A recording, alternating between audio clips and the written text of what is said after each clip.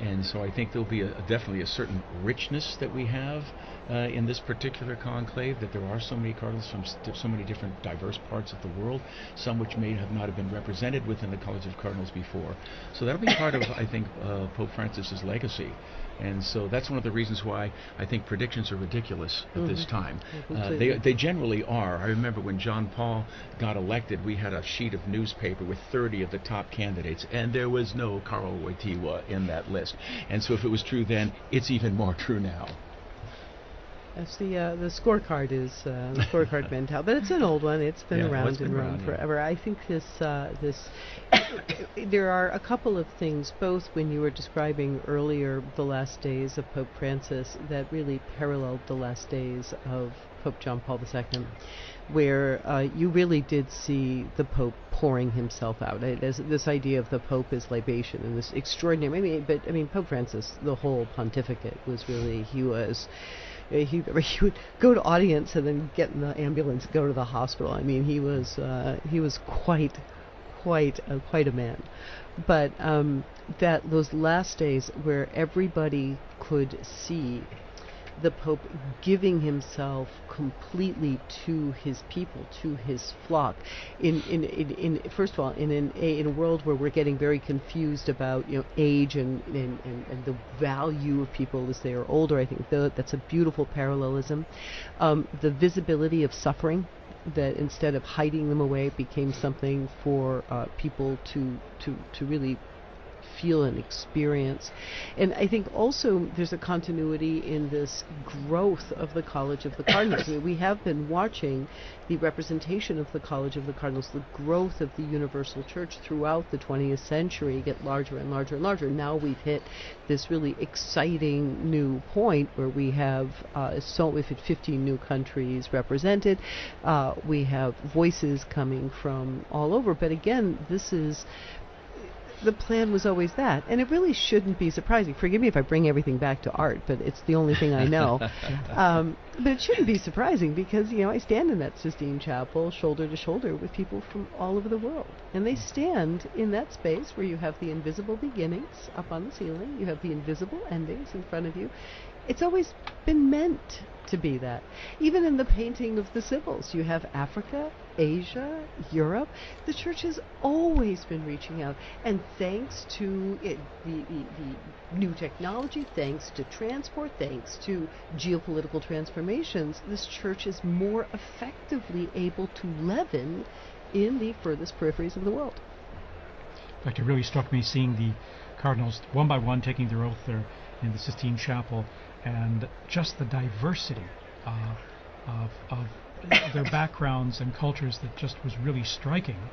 And what struck me too, just watching them one by one, in some ways they look like ordinary people in beautiful vestments and all, but one of them will be wearing white, most likely following this vote. And it's amazing how they can kind of take on or the office takes a hold of them in a sense, or that they become, I don't want to say new people, but there's almost the ministry and the role they've accepted and are taking on becomes part of who they are, and it's almost like they take on a new and living personality, isn't it? Historically, that's true. There have been a number of elections where they picked men that they thought would be transitional for a short time, and then they get in there. Of course, the whole church is praying for them at every Mass, so you have tons of prayer coming, but they are energized by that. And some of the most dynamic popes that we had, they thought were going to be very short. I mean, Pius V was supposed to be a very short reign. Even someone like John the 23rd, who shocked everyone. I'm going to call the ecumenical council, and all of a sudden announce that on St. Paul, and everyone's, what? What are you doing? You're supposed to be transitional. But here he goes, and he just goes through it. Now, he didn't see it to the end, but Paul VI came on. But no, this is common. But even like back in Acts of the Apostles, when Peter was in prison, the whole church was praying for Peter. And we continue to do that. And I think there were a lot of graces flow into the person of the Holy Father. I mean, what an incredible office, what a burden to bear. Think that every morning you wake up and you're responsible for the Catholic Church throughout the entire world, all the dioceses, all the different things that are going on. That's why it's really crucial, whoever gets elected, we immediately need to be praying fervently for him, for his strength, for his insight, for his courage, and that he will have a successful pontificate in the full spiritual sense of what we mean by success. I really do think, though, I mean, he does leave himself behind. I mean, it's exactly what you said. He will not be the same man who goes into the room of tears when he comes out. He will have a new name. Everything gets left behind in that little room. His habits, his friends, his usual bedtime. It all goes away as the new man with the new name comes out. And he comes out. What do we see him wearing? We see him in that white cassock. I mean, he is literally, it's like the baptismal new returned, and then that red stole, that it's just this heavy red stole. I always see people looking at it like, oh, like you sold that thing, you could probably blah blah blah blah blah. But I mean, look at it. It's not an accident. They got plenty of light polyester stoles. You've got this brocade blood red. This is the burden. This is what he has to carry. So we see him walk out there, not pizza ball or tagle or whatever the name of people that are throwing. He's not that person anymore.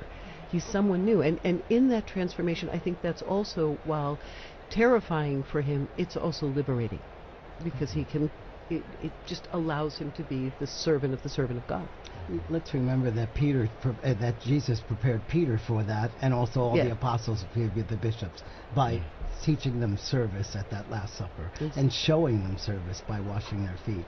And here you had this this kind of rough and tumble Peter, who said, no, you're not going to wash my feet. Oh no, well then, if you say you have to do it then why don't you wash my head too? And yet he was showing them what it was to be of service. And I think that we have to connect with the papal vocation. It is of service, and it's service to everyone in the world, and that all the more that Pope needs our prayers to be strong in all of that. Yeah, Gregory the Great was the first one to use it. Servus servorum Dei, the servant of the servants of God. Beautiful expression. And the challenge for any pope, because no pope can be everything to everyone.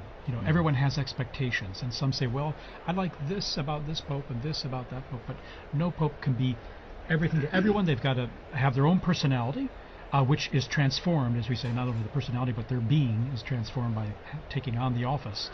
But at the same time, we have to look forward to what their own strengths are, and then also be conscious of the incredibly complex, delicate role of being Pope and holding this church together, which is so diverse and so global. Well, and I think, actually, Dr. Liz, you brought up a couple times, right, that art, it all comes back to art, and I think it's really true, because even just you guys talking about the moment when the newly elected Pope goes to the Room of Tears, and then eventually comes out to that loggia, the balcony, right, and in St. Peter's Basilica, and right under that, if I'm not wrong, there's a relief that shows Jesus giving the keys to Peter, which then symbolizes, the entire thing. He starts his pontificate with that right under him, remembering that is his call. Those keys are pretty big. Yeah, they're pretty heavy. Yeah. And those keys were to forgive sins. Exactly. And also there was also a mosaic underneath, which is Jesus saying to Peter, "Feed my sheep and lambs." And that reminds me of, again, new technology which gives us views of things that we didn't have before. When Pope Francis came out on the balcony, there was a shot that came from behind his head, so we saw what he saw. And you looked out into this sea of faces of people just looking up. And despite the fact that we joke about all the screens there, I remember that day, just all of those people with this expression of, who are you the one? Can you help me? Just this, feed me, literally. And so I think that's, yes, I think it's a very important part of the art, telling the story of, or underscoring the role of the Pope. One of the beautiful things about Pope Francis that night also was, I remember he reached out to everyone and said, "Would you please pray for me?" And then there was a really about maybe 15, 20 seconds of silence, and everyone in the square, everyone had their head down, and they were praying for him. And so that sense of receptivity was not only was there to impart, but as a brother in Christ, he was receiving as well, which is always a sign of humility, the willingness to receive. That was a beautiful, precious moment at the beginning of that pontificate as well.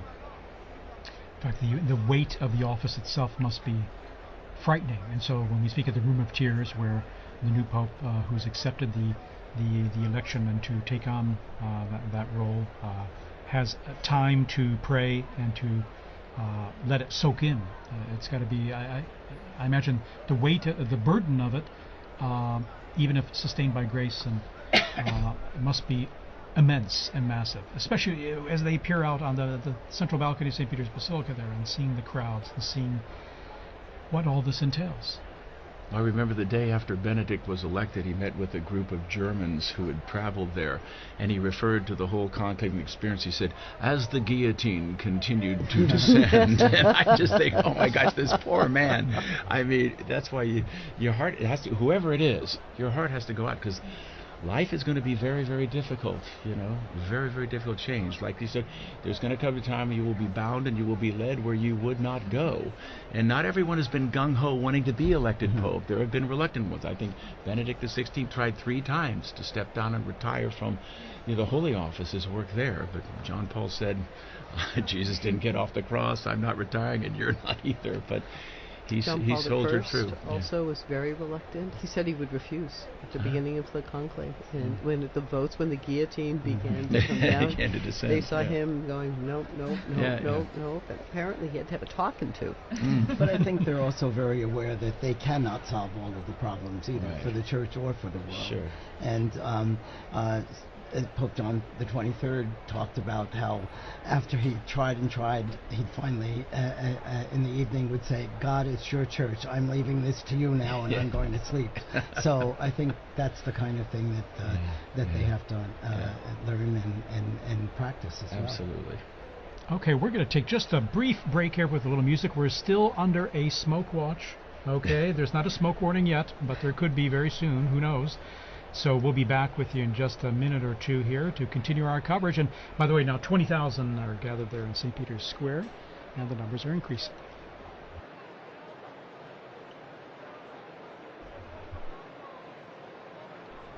Before saying goodbye, we just want to also thank Dr. O'Donnell for joining us today, because he's going to be with his students from Christendom College to see whatever smoke comes out. So thank you so much. A joy to be with you. God bless you all. Thank you for the great work you're doing here. Appreciate it very much.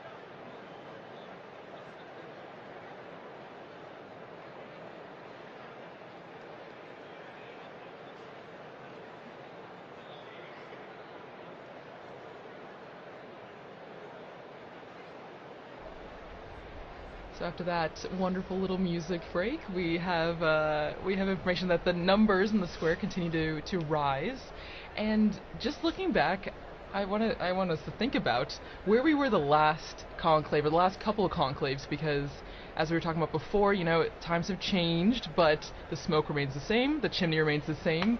But do you guys all remember where you were, let's say for the conclave that elected John Paul II? Because maybe people remember Benedict XVI, but John Paul II, I was not born yet, so I just have no memories. I reigned in 1978. I was an age that was not good at outward contemplation and much more into perhaps who was the most interesting pop band of the time. So I just sort of found out at school. Also, I mean, to the social media question, these were things that the information was not as instantaneous. I mean, it really was sitting at the edge of your seat. There was something going on in Rome, in Chestnut Hill, Massachusetts. I still had my homework and had to go home and go to soccer practice, right, or all the different things. And so I think there's much less of a sense of where I was, because I was really so far away from it. I was going to say, we take for granted today instant communication, instant everything. And I find difficulty sometimes trying to say, well, what was it like before we had that sort of instant communication, high-res, super high-res, instant images? And so it was a different time than, of course, I was kind of maybe 8th grade or something. So I don't remember too much of that conclave. But at the same time, it was a different time, of course, as you mentioned, because the media and instant communication wasn't what it is today. I'm 78 years old, so I wasn't in high school at that time. I was a priest in my diocese and also going to social work school, but I was also directing a psychiatric treatment center for children. And so it was there that I was working, and I was in my office doing clinical records and things like that when one of the young children who was with us came to tell me that we had a pope. And then I think I mentioned earlier that he also told me that the pope was Polish, and I said, "Oh, Billy, don't be spreading those rumors around, And then he dragged me to the television set and showed me, yes, indeed, the pope is Polish, and I didn't have the time to go sit and watch television in those days, day or night, but it was a wonderful experience to know that we now have a pope. But even to ask, how about a month before that? When, because there was an election just before that as well. Well, you were talking about John Paul II. And then John Paul I. I. John Paul I. Sorry. If I can rewind even a little more. Yes. With John Paul I, well, first of all, it was one of our child care workers. One of our child care workers called me late at night to tell me that the Pope had died, and I said, "Oh, I think you're thinking a month ago. So we have a Pope now, and of course it was very true. And then it was when John Paul II was elected that I was telling this story. Yes. Well, and so we'll go back deep into the archives of Vatican Radio, and we'll look at a conclave that none of us, I think, were around for. But before we do that, we want to say a special thank you to Dr. Liz Lev for being here and sharing such amazing insight into art history, and how that plays a role in the conclave even today. Well, it's been really great to be here. I mean, in a certain sense, you guys are the nerve center of it all. So it's an honor, actually, to be able to sit here, and of course to really have the possibility to talk in a way that it's much harder. We do our best out there I think there's a whole squad of us out there trying to do our best in the secular media, but to really be able to talk about what it means to be the servant of God, what it means for Peter to have died here, what it means for these cardinals. I mean, it's so nice to be able to really talk about the true weight and importance of prayer and how we must pray for the Pope. So thank you for really, it's like a cleanse to come here. I'm ready to go back out and face questions about whether or not this conclave is like the movie. Yes. Oh yeah. The hot topic of the day. At the same time, I often think sometimes the movie or even other media productions can offer an opportunity to say, okay, yeah, you saw that, you read that book, but in reality, this is how things unfolded in history. So sometimes I like to look at it as like, okay, we can use it as an opportunity to say, well, it's not exactly that way, but at the same time, some elements are true, some are not, but this is how it works.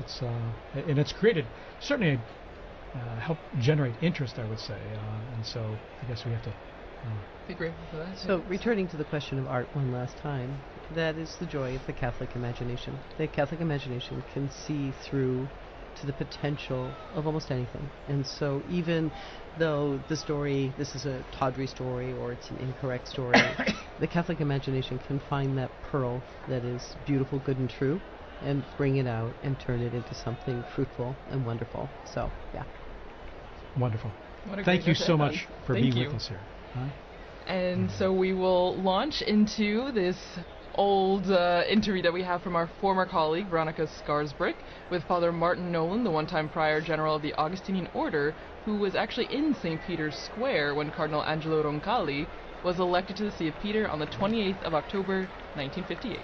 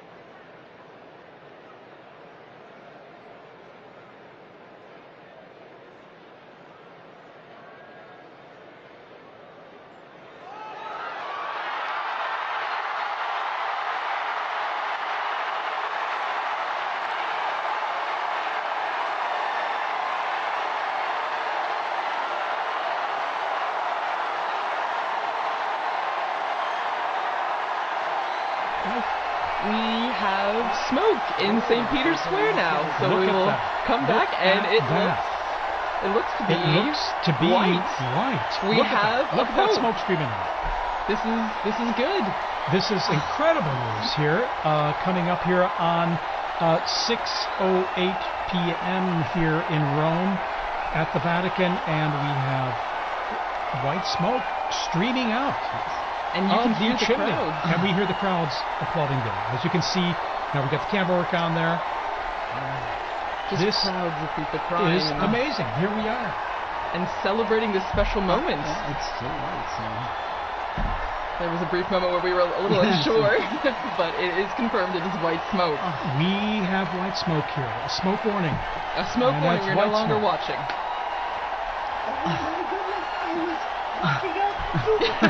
We're back with Dr. Come back. Dr. Levitt. I'm so out of breath from racing up here. I can't believe it. I'm actually Flabbergasted. surprised honestly. as well, because given the complexity of the reality we were talking about, Exactly. and the many issues and the diversity. But here we are, and look at our drone footage there. We're just cruising over the roof of the Sistine Chapel. Wow. We see the crowds. The bells ringing. The bells are ringing. It is 100% white The smoke. white smoke. And I mean, as we were talking about before, the crowds are, it's the square's packed. It's incredible. And that's probably small compared to what's Exactly. going in now. And that smoke just scared away our seagulls there, the little family there that was just relaxing on Sistine Chapel roof there. But actually, as you mentioned at the beginning, TJ, it seemed like they did know. They came back just for the white smoke. Indeed. In fact, and maybe they were giving us a kind of a secret, a bit of information that they knew that we didn't know. But here we are, and then a spectacular, sunny, brilliant evening here, and you can even see from the perspective of the crowds there in St. Peter's Square, the white smoke billowing from the chimney, even as the sun starts going down behind the dome of St. Peter's there. Thanks be to God. Honestly. And this smoke will last at least about 6 minutes, 6.5 minutes. And with a light breeze there in the square, we can see it billowing down towards the square. And we've got now basically about, it's going to be 45 minutes to at least an hour at least before the new Pope, just elected, So before we will know. to greet everyone. And so there's huge anticipation, naturally, of who will the new successor of St. Peter be. Well, and I mean, as we were talking about before, you see the crowds filling the squares, but also the different people who have come. I mean, you can see the flags waving, people smiling. It's a big sign of the universality of the church, but then also just how supportive people are in sense of being here for this moment. And now we're going to have an invasion of Romans. They're going to be coming in. Yes. And no, it's only natural and normal. I mean, you live here, so those who can He's will their be. bishop too. What's that? He's their bishop too. Of course, he's their bishop. There you go. And so they're going to be streaming into the square now. It's going to be filling up. It will make for some interesting traffic around my house because if my recollection is correct, when they couldn't get any further, they just left their cars in the road. So there you are. They were just there. Just stop in, the car. in the road. Oh But, my goodness. there's nowhere else to go. That's except true. for here. That's So, true. Look at that billowing, thick white smoke there. All the different I flags. love the people ready with their flags just in Yes. case. Yes. My daughter said that the election of Pope Benedict XVI, her closest friend, they went to school right around the corner here, and her closest friend was German, and they went running out into the square, and out comes Joseph Ratzinger. She said her friend had this teeny tiny little teenage girl purse. She pulled out of this purse this flag, this enormous flag. It was suddenly raining. Oh my goodness. So apparently a lot of people come prepared. Yeah, because you just never know. I mean, when I was in the square earlier, people thought, oh no, it might be a longer time. It could take days. You just don't know. You just don't know. Yeah, you just don't know. In fact, I didn't know what to expect. At the same time, it's a wonderful surprise here to see the white smoke billowing there. And so after just, day and a half, basically. Yeah. And here we are. It does make you feel like there's a wonderful sense of the noise stopped, the cameras went off, they went into the chapel, they prayed, and the Holy Spirit spoke. I mean, it just really gives us a great sense of confidence. And indeed, this hope that's being realized, that we have a new shepherd, so to speak, someone to take on the reins there and to accompany us on this journey of our life journey. And it will be fascinating to see. As I say, you see the central lodge of St. Peter's Basilica. You see that's where the new Pope will be appearing, as he traditionally does, to be announced that Abemus Papa, that we have a Pope, and then the big surprise will be as he proceeds towards the Central Loggia, and we see who that Cardinal is, now dressed in white. Well, and for many people, they might be thinking, okay, why is there this long wait, as you mentioned, Thaddeus? Why is there this long wait in between when we see the white smoke and when the new Pope, comes out into the loggia? And it's because there's a process that's going on right now. There is a very long process, which will be the oath of allegiance of the cardinals, of which there are 132 now. And we saw how long it took for the oath to for the conclave. I'm imagining it will take about that length for the oath of allegiance. Well, and also, Liz, you had mentioned before, way before in our discussion, the Room of Tears, which has become very essential right now. So right now the new Pope would have gone, or is it after? I would think that the ballots are burned after. I think he's already, and I think that's one of the reasons why this is kind of a funny hour. Right. As it got to be past 5, I was thinking, well, I guess now we have to wait until 7. But I think this must have been the time that he spent in that Room of Tears thinking about preparing himself for what is look at that square, and that square is just, it's a microcosm of the millions, if not billions, who are watching, all of them fixed to see, some of them already Christians, Catholics, but other people who are really searching. And there is so much searching going on in the world. And I don't know how many of the people that I've been working with in the secular media circles who talk about, well, I used to be Catholic, or I went to Catholic school, or I was an altar boy, or I was this. But they somehow feel this moment as still their own. It's a funny thing about those sacraments, right, Father? It's like hard to get rid of those. And so he's also the father to those people, and to all the others who don't even know that they're orphaned yet. So all the people we pray for on Good Fridays. Exactly. And there's also a real life need going on in the Room of Tears as well, because probably the tailors are very busy adjusting one of those cassocks to be able, for the new Pope to be able to wear out onto the loggia. Oh, and don't forget the barber. They keep a barber back there just in case he needs like a shave and a trim or something. Because like some of them show up scruffy for the conclave, they're not expecting it, so apparently we got a barber back there. Also sworn to secrecy. But these are incredible moments, aren't they? You know? Wow. And what a surprise! We were sending out that report on looking at history, and here we are, the smoke billowing out, and here we are waiting now to see who the new Pope will be. Well, and as you mentioned, TJ Thaddeus, this is we had just heard in that archived interview. I remember where I was when Roncalli was elected. And now we will all remember where we were at that moment when this new Pope was elected. I mean, we would have been here seeing these flags from South Korea, from Spain, from everywhere, from Serbia, now from Croatia. It's amazing to see. I'm old enough that I actually saw Papa Roncalli here in Rome at a general audience, yes. I came as a child and was brought to the audience, and there he was being carried in on the sedia gestatoria, and he really was the smiling, good Pope John. I mean, he was just so warm and loving. Sure. Well, and as we're waiting for the moment when we will meet the new Pope for the first time, it's just a moment of reflection, I think, also, as we were talking before, the impact and what the significance means.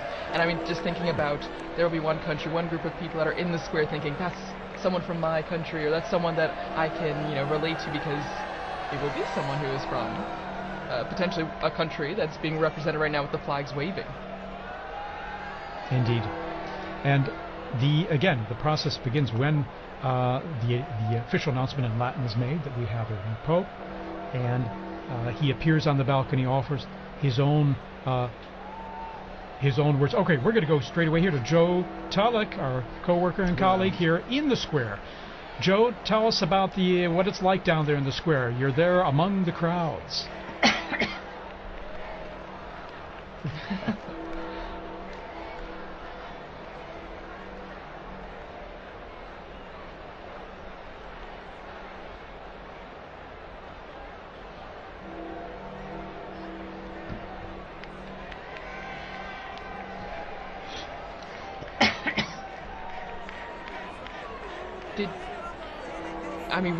Was there a moment where you heard gasps? Was there a lot of surprise? Did you feel like people were shocked that the smoke happened right now?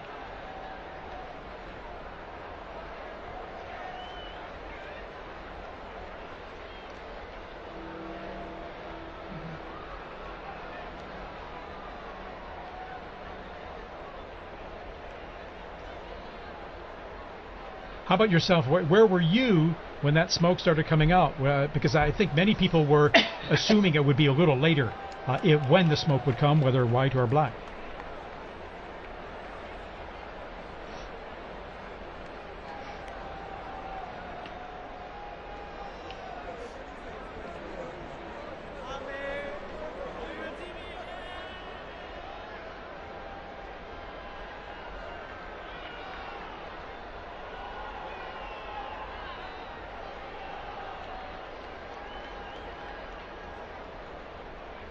Well, amazing. And I mean, as you mentioned, there's still people running to the square, and there will be probably for a long time, Joe. I mean, because people will be flocking to see the new Pope coming.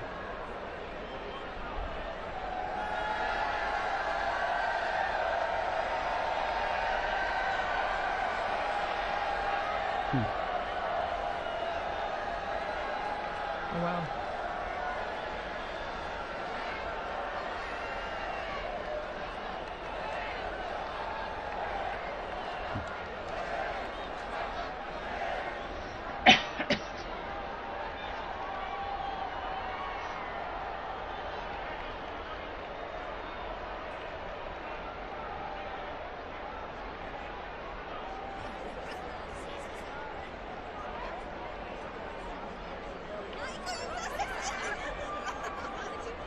Beautiful. And our camera work here, we were just zooming in on that balcony from where the new Pope will appear. Joe, tell us about, when you're explaining to people in the square, what's next, what's going to happen? I'm sure people are asking you, so what happens? The Pope's new elected, and then...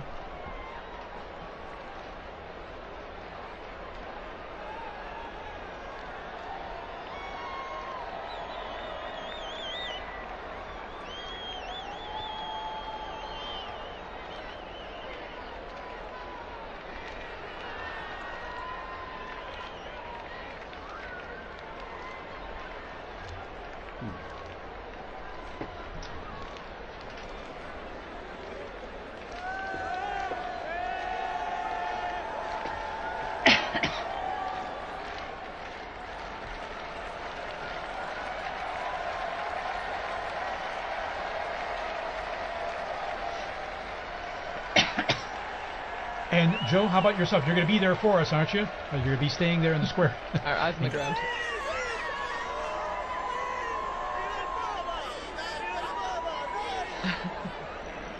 Fantastic. And you'll be telling all your friends about this experience you're having here right now in the future, I'm sure.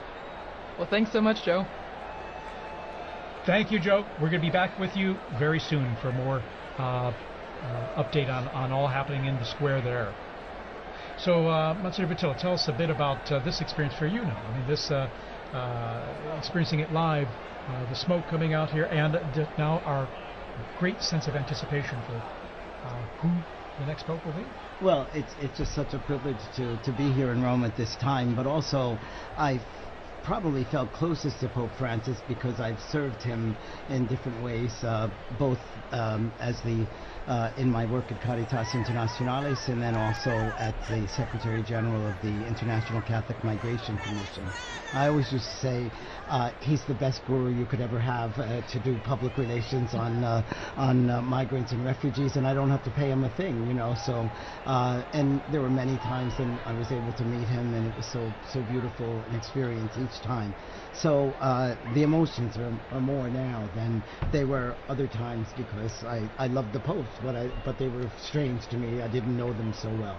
I met Pope John Paul II a couple times, but not as closely as working with Pope Francis. It's wonderful, it's exciting, and then it's a real privilege to be here at Vatican Radio and to have been part of our smoke watching together.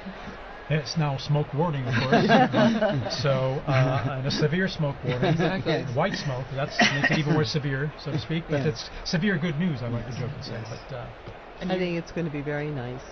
I'm very happy that I was here. And just when I was walking out the door, and I just thought, I don't want to be alone in this moment. Yes. This is a moment of ecclesia. This is the moment of people gathered together. I'm going to run back upstairs and knock on the door and see them.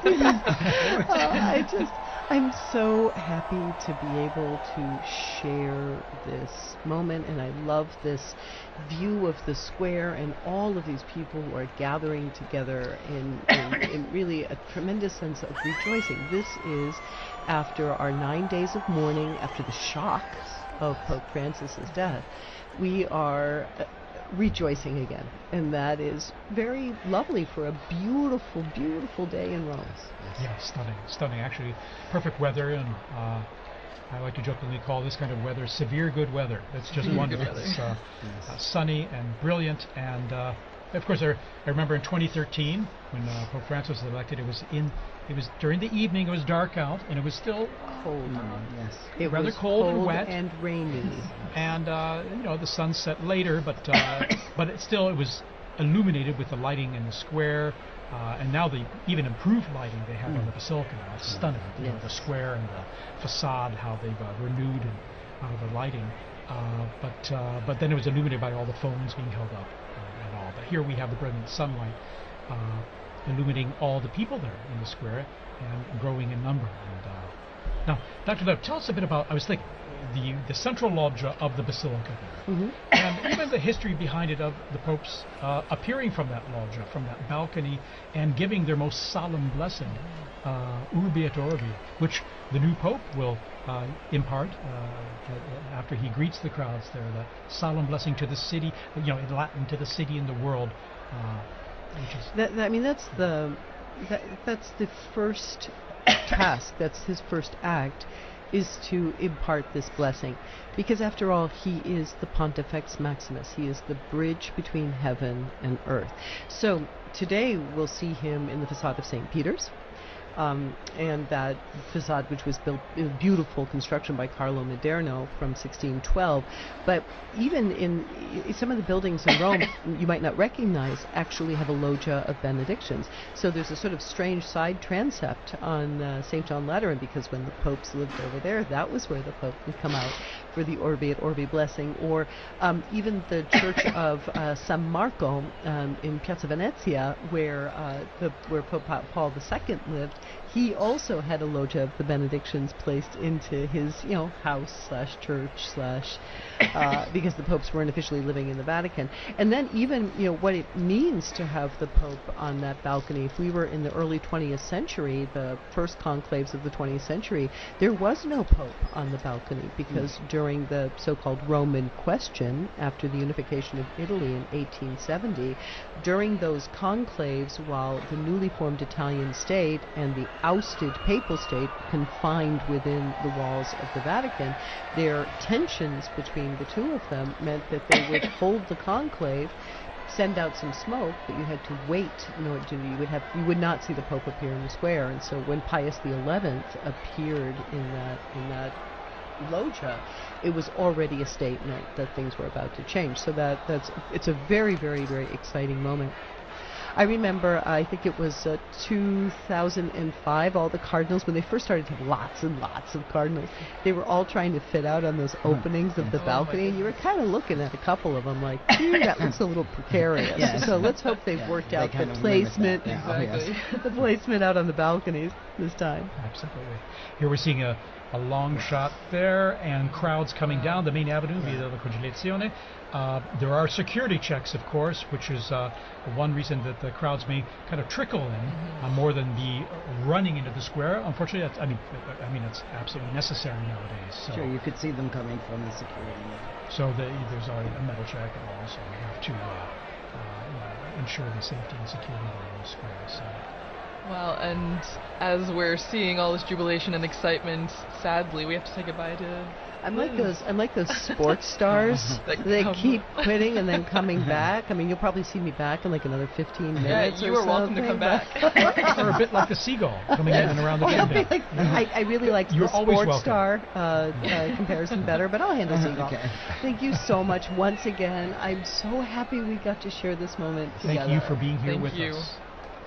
Well, and as Liz mentioned before, when we were talking about what is happening now, what takes so long, I mean, according to John Paul II, I believe his Apostolic Constitution, right, Universi Dominici Gregis, there's a process that's happening, and it starts with the rite of acceptance, which already happened, because that's when we get the white smoke, because the Pope, the man that was elected, had to say yes.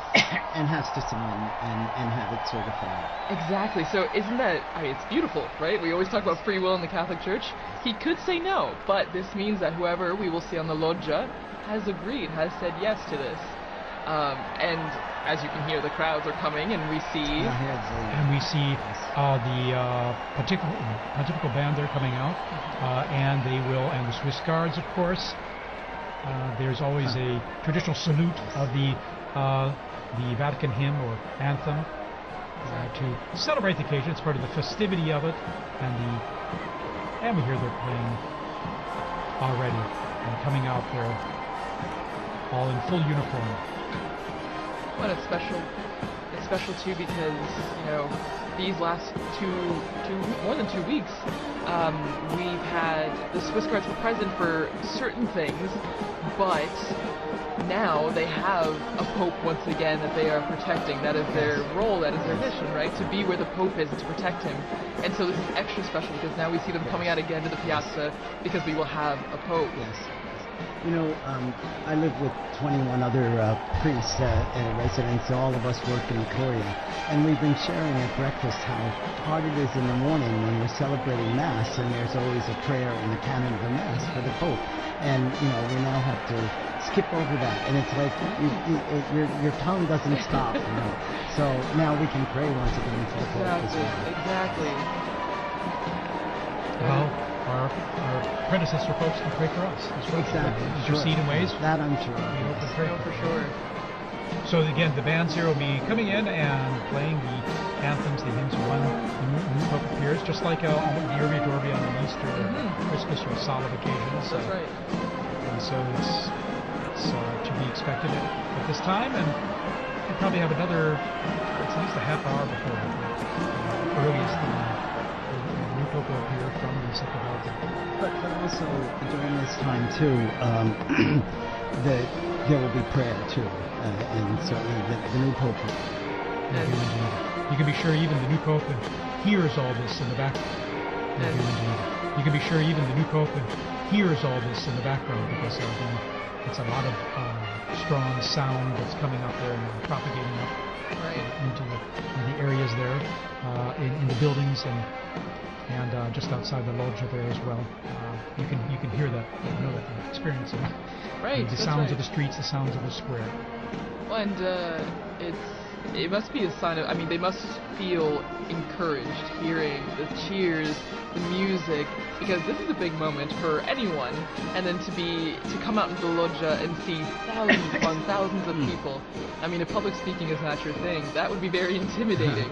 And so to hear the support of the band and the people clapping and cheering must be extra special for that person. Absolutely, a huge encouragement as well, apart from the weight of the office and accepting and realizing the challenge, the immense challenge that we'll be taking on and responsibility, but encouraged by what is the fanfare we're seeing and hearing in St. Peter's Square right now.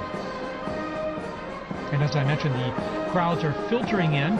Briefly, there's a security check before that, but the square is slowly filling up there with people coming in last minute to be here. Of course, they're lucky they have enough time because we have about this almost 1 hour before the new Pope will appear.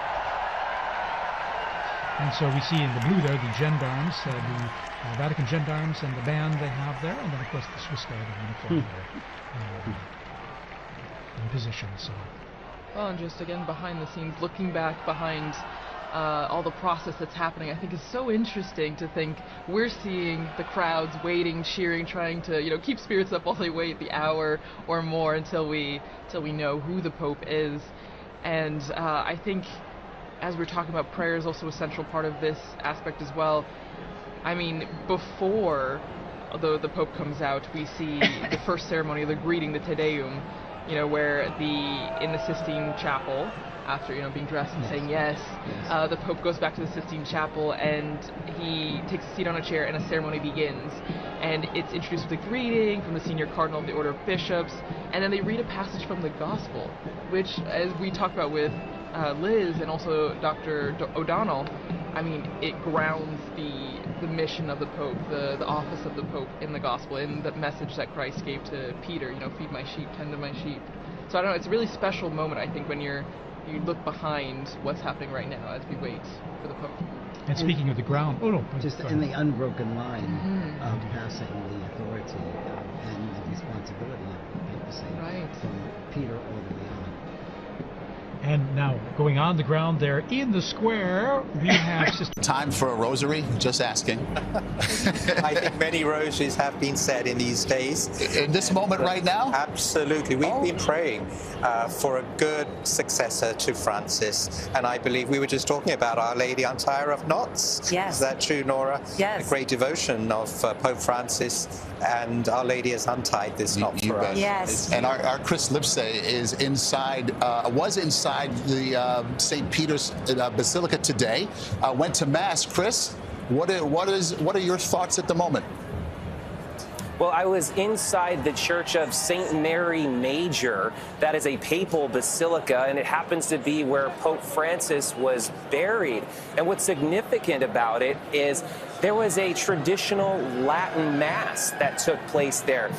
This was somewhat controversial because Pope Francis was actually quite restrictive of the Latin Mass during his papacy, and it was standing room only. And this was a lot of people who told me that while the church is now celebrating and celebrating the incoming Pope, there are a lot of people in the Catholic Church who are also looking at this moment with trepidation and who will step out on that balcony. For them, traditionalists, more conservative members of the church, if they see somebody who's more closely aligned with Francis, they might be nervous about that for a variety of reasons. I mean, just picture it. There was this Latin Mass that proceeded right in front of the tomb of Pope Francis. No more visual or stronger symbol can I think of to show that there are people in the church who didn't always fall in line with his opinions, with his role as the Pope. For instance, when he commented on priests blessing gay unions and then backtracked on that, for instance, when he spoke to you, Nora, in that historic interview and said, well, I was just blessing the individuals in that union. A lot of Catholics felt confused and felt that with all of Pope Francis's many strengths, clarity was not one of them. Just days ago, I interviewed Cardinal Gerhard Muller, a sort of hero of the conservative wing of the Catholic Church, and he said what he wants to see, the person who steps out on that balcony, is somebody who can restore clarity to the Catholic Church. All right. Chris Lipsey, thank you so much. And what you are seeing now is the Swiss Guard, as well as the Vatican band down there below. And what we should note also is that 3 popes in a row now have been elected on the second day of the conclave. A remarkable set of events, meaning, of course, these cardinals move much more quickly than they have in the past, which is a sign for the Catholic Church. I want to go to Seth Doan. He is down in St. Peter's Square. And Seth, you must be seeing firsthand the crowds that are just streaming into the square to witness this moment, to see for themselves who the new Holy Father is. You're absolutely right, Nora. I just want to give you a sense of what it's like to be here right now. If you could Sam, take a look around here. It is packed. We are getting more and more crunched in this space as tens of thousands of people, Sam is giving you a sense here, are filling the square, coming down Via della Conciliazione, the main promenade leading up here. You can see the media, of course, there. We've been looking around and seeing nuns and priests in the windows, on the balconies here.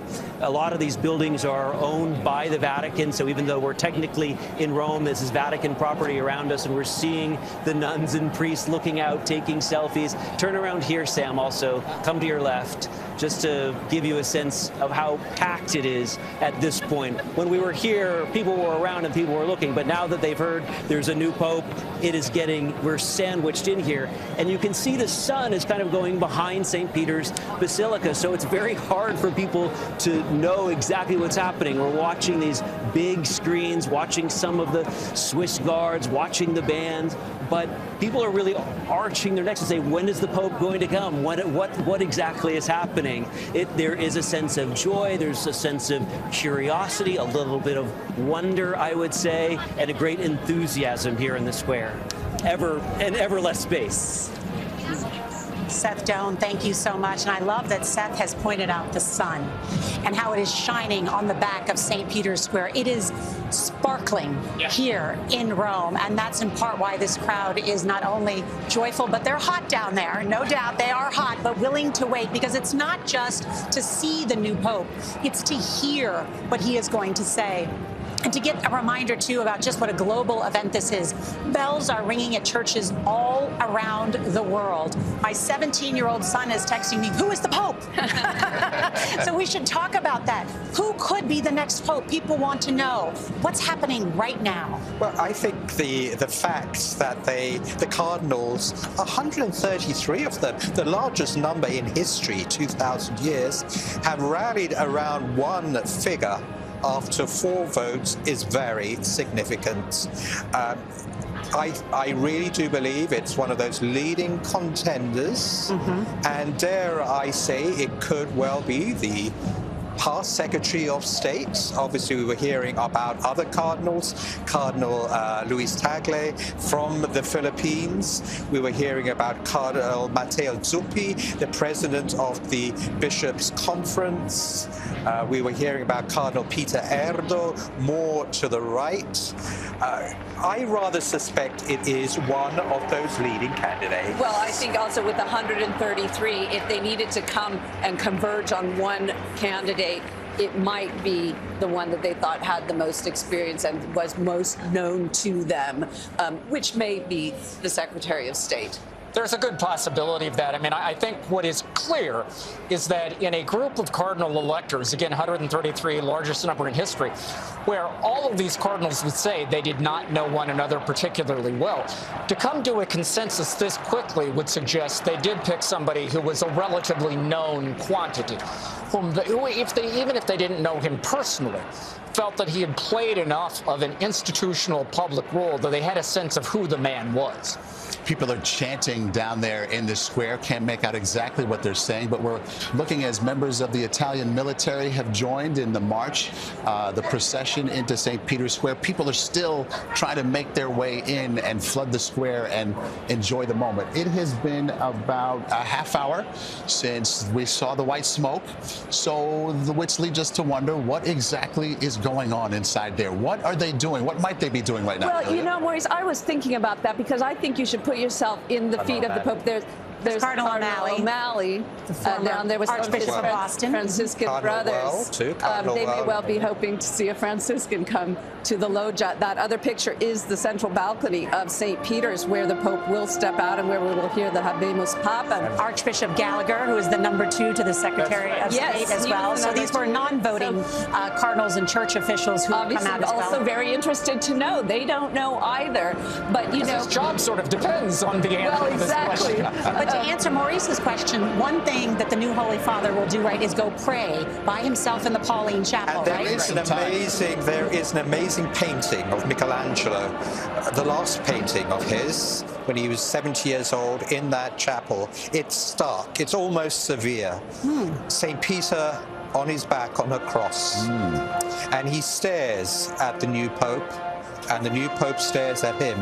And St. Peter is saying to the new Pope, are you willing to lay down your life as I laid my life for the sheep? I was thinking exactly that we have all this fanfare out here, but the man who has just been elected Pope, Pope Benedict said when he heard his name, he felt like he was being led to the guillotine. It is a massive responsibility, and you can only imagine the trepidation that he has before he comes out on that balcony. As they feel the weight of the job, right? When we saw it on the Cardinals' faces as they entered the conclave, the gravity, the solemnity, you could feel it as they went in there. Now just imagine that one of them is coming out with this massive job. Yes, and coming out after Francis, too. Yeah. So those are some awfully big shoes to fill, not to mention the shoes of the fishermen, referring to St. Peter. But, if you think about what popular expectations of a pope are, we expect a pope to be an intellectual giant.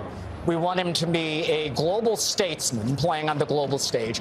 We want him to be a Fortune 500 CEA. We want him to be a media rock star. And, by the way, we want him to be a living saint. Now, any one of these things is difficult to do well. You roll them all up together, it is a prescription for, as you said, a bone-crushing burden.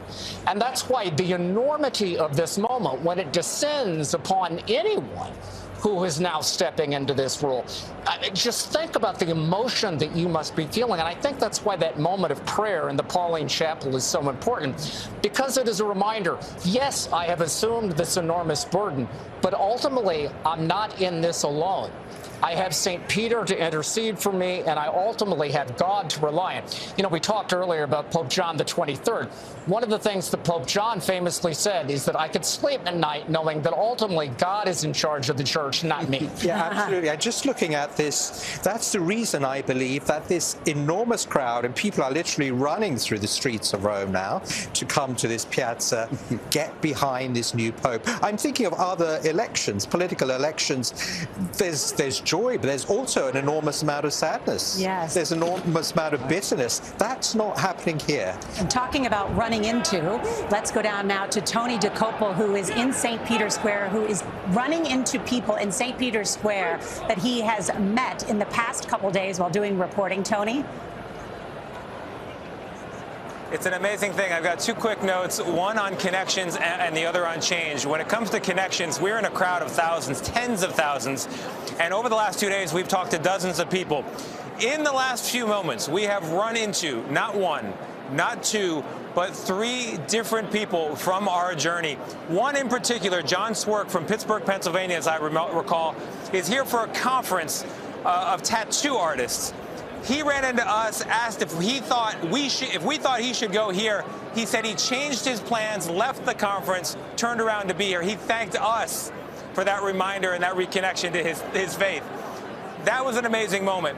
And then when it comes to change, wandering around here the last few days, you see the travel on people's faces, the long journeys, the expensive flights, the $900 Airbnbs because everybody jacked up the price, the hot sun, the tough weather, the colder night last night. In an instant, when that smoke came out, all of that fell away. The burden of the journey, the burden of the travel lifted. And that also feels like what contributes to the sense of elation, almost a floating feeling here in the crowd of thousands. You're human, but there are expectations placed upon you that are greater than anything else anybody else has to deal with. I know that's what you signed up for, and I know that's what this cardinal who's about to be elevated has signed up for, but can you give us a peek inside what that's like? Yeah, you're almost giving me the shivers, because effectively the new Holy Father is our boss. But even before being a boss, he is our Father. So we do look to the Holy Father for direction in our priesthood. We look for encouragement.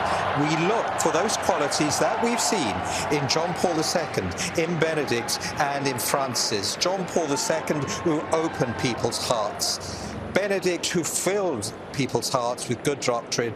And Francis, that compassion, that mercy. It's going to be fascinating. This is a magical moment for us as priests to know what gift does this newly Holy Father bring to the world? And he's going to be helped, just to piggyback on what John and Delia said, he's going to be helped above all by the grace of the Holy Spirit. Beautifully said. Beautifully said. Seth Doan is down there with the crowd and talking to people. Seth? That's right, ever less space to speak with people, but I'm here with Jude Wassel from Massachusetts.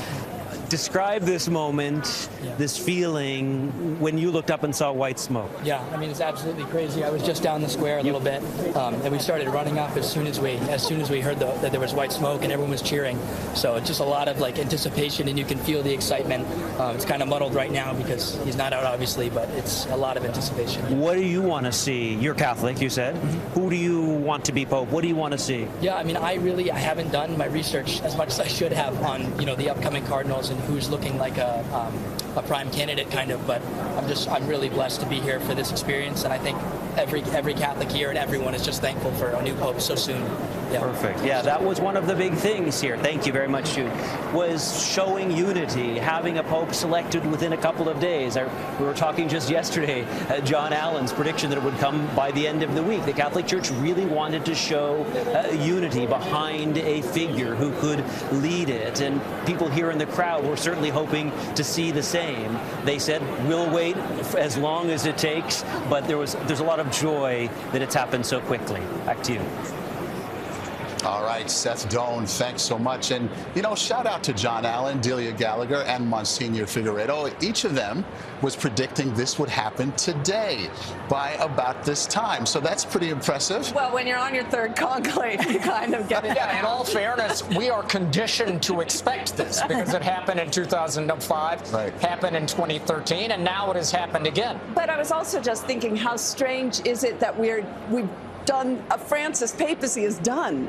Right. Yeah. And that's odd. Yeah. We're here every day with the popes and listening to them and living the papacy so fully. And I think the interview that Seth just did with the young man from Massachusetts is instructive, because while all of us, including myself, have a bunch of note cards here and have studied all of the cardinals or the popefuls, as we call them, for most Catholics, they've not been looking at all the biographical details. And that's why this moment that we are approaching in just minutes, when we will learn who the new Pope is important, because also he can set a new tone. He can create new impressions. He can garner new followers of the Catholic Church if he comes across in a way that is likable. And I think a lot of people like to see what country he's from. That's really where they get excited to understand. What we see so many flags down there, and I think people around the world, that's really the first thing they think of. Well, right? Pope Francis was the first in so many ways. The first Francis of all of the 200 and now 67 popes. The first from the Americas. The first Jesuit. Will this be a groundbreaking Holy Father? Will he be the first from Africa, the first from Asia, or will we return to an Italian Pope? And that is really true. The last Pope who came out, Francis, he was a surprise. He was a surprise. We could be surprised again this evening. But something to go back on, we're pledging allegiance not to the man, whether it's Parolin or Taggart, whoever it is, we're pledging allegiance to the successor of Peter. Yeah. That's why he takes on a new name, by the way, because he changes character. As in baptism, we take on a name, in a religious profession, we take on a new name. He's taking on a new name because he's walking into a new mission as the successor of Peter. It's a whole other level. I think what we were touching on here a second ago is that this is a moment for humanity, for the people. And I'm wondering, Monsignor, as you look at these people's faces, you see them right there. What do you see? What do you see in those faces? I really see joy and hope. That was the title of a document of the Second Vatican Council, Gaudium et Spes. There is great joy that we will have a new Pope. That's really important, by the way, because the papacy is a monarchy, and the Pope is essential for the Church to run, for this Church to run. So that is key, that we have that joy that this Pope has been elected, but also great hope now. Hope of, in this Jubilee year of hope, that this new Holy Father is going to give us direction to go forward. There is a lot of hope among Romans who are running through the streets that they make it here in time. Beginning with that kind of hope. That's right, and Chris Livesay has more on that. Chris? That's right, Nora. Of course, we don't know who the next pope is going to be, but if locals have anything to say about it, it'll be the hometown hero, Cardinal Zuppi.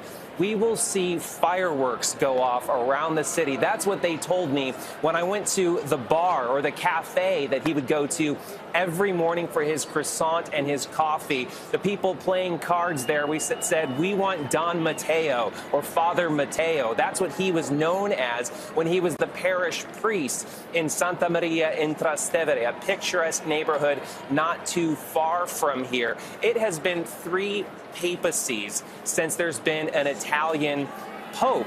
That was after centuries of an Italian monopoly. So for Italians, especially Romans, they're saying enough is enough already. The time has come to have an Italian pope. Especially, remember, it's not just the pope of the entire 1.4 billion Catholic Church members, but it's also the Bishop of Rome. So from their perspective, it's time for Don Matteo. Back to you. All right, the Bishop of Rome, Chris Livesay, thank you so much. The camera, as you can see, is trained on the loggia, the balcony where the new Pope will come and address the crowd and address the world. What a moment that is going to be. John, it's been about 46 minutes since the new Pope, since we saw the white smoke. The last time it took about an hour and 15 or so for Francis to come out and speak. What do you think is happening at this moment? Well, the cardinals will be finishing up their greetings to the next pope, to the new pope, as Monsignor said, pledging their loyalty, but in many cases, also just exchanging emotions of the moment and wishing him well, you know. And probably the most fundamental thing is promising to pray for him. Although Pope Francis, you know, whenever somebody would say, I'm going to pray for you, his joking answer always was for or against, right? So we'll see if the new Pope continues that line.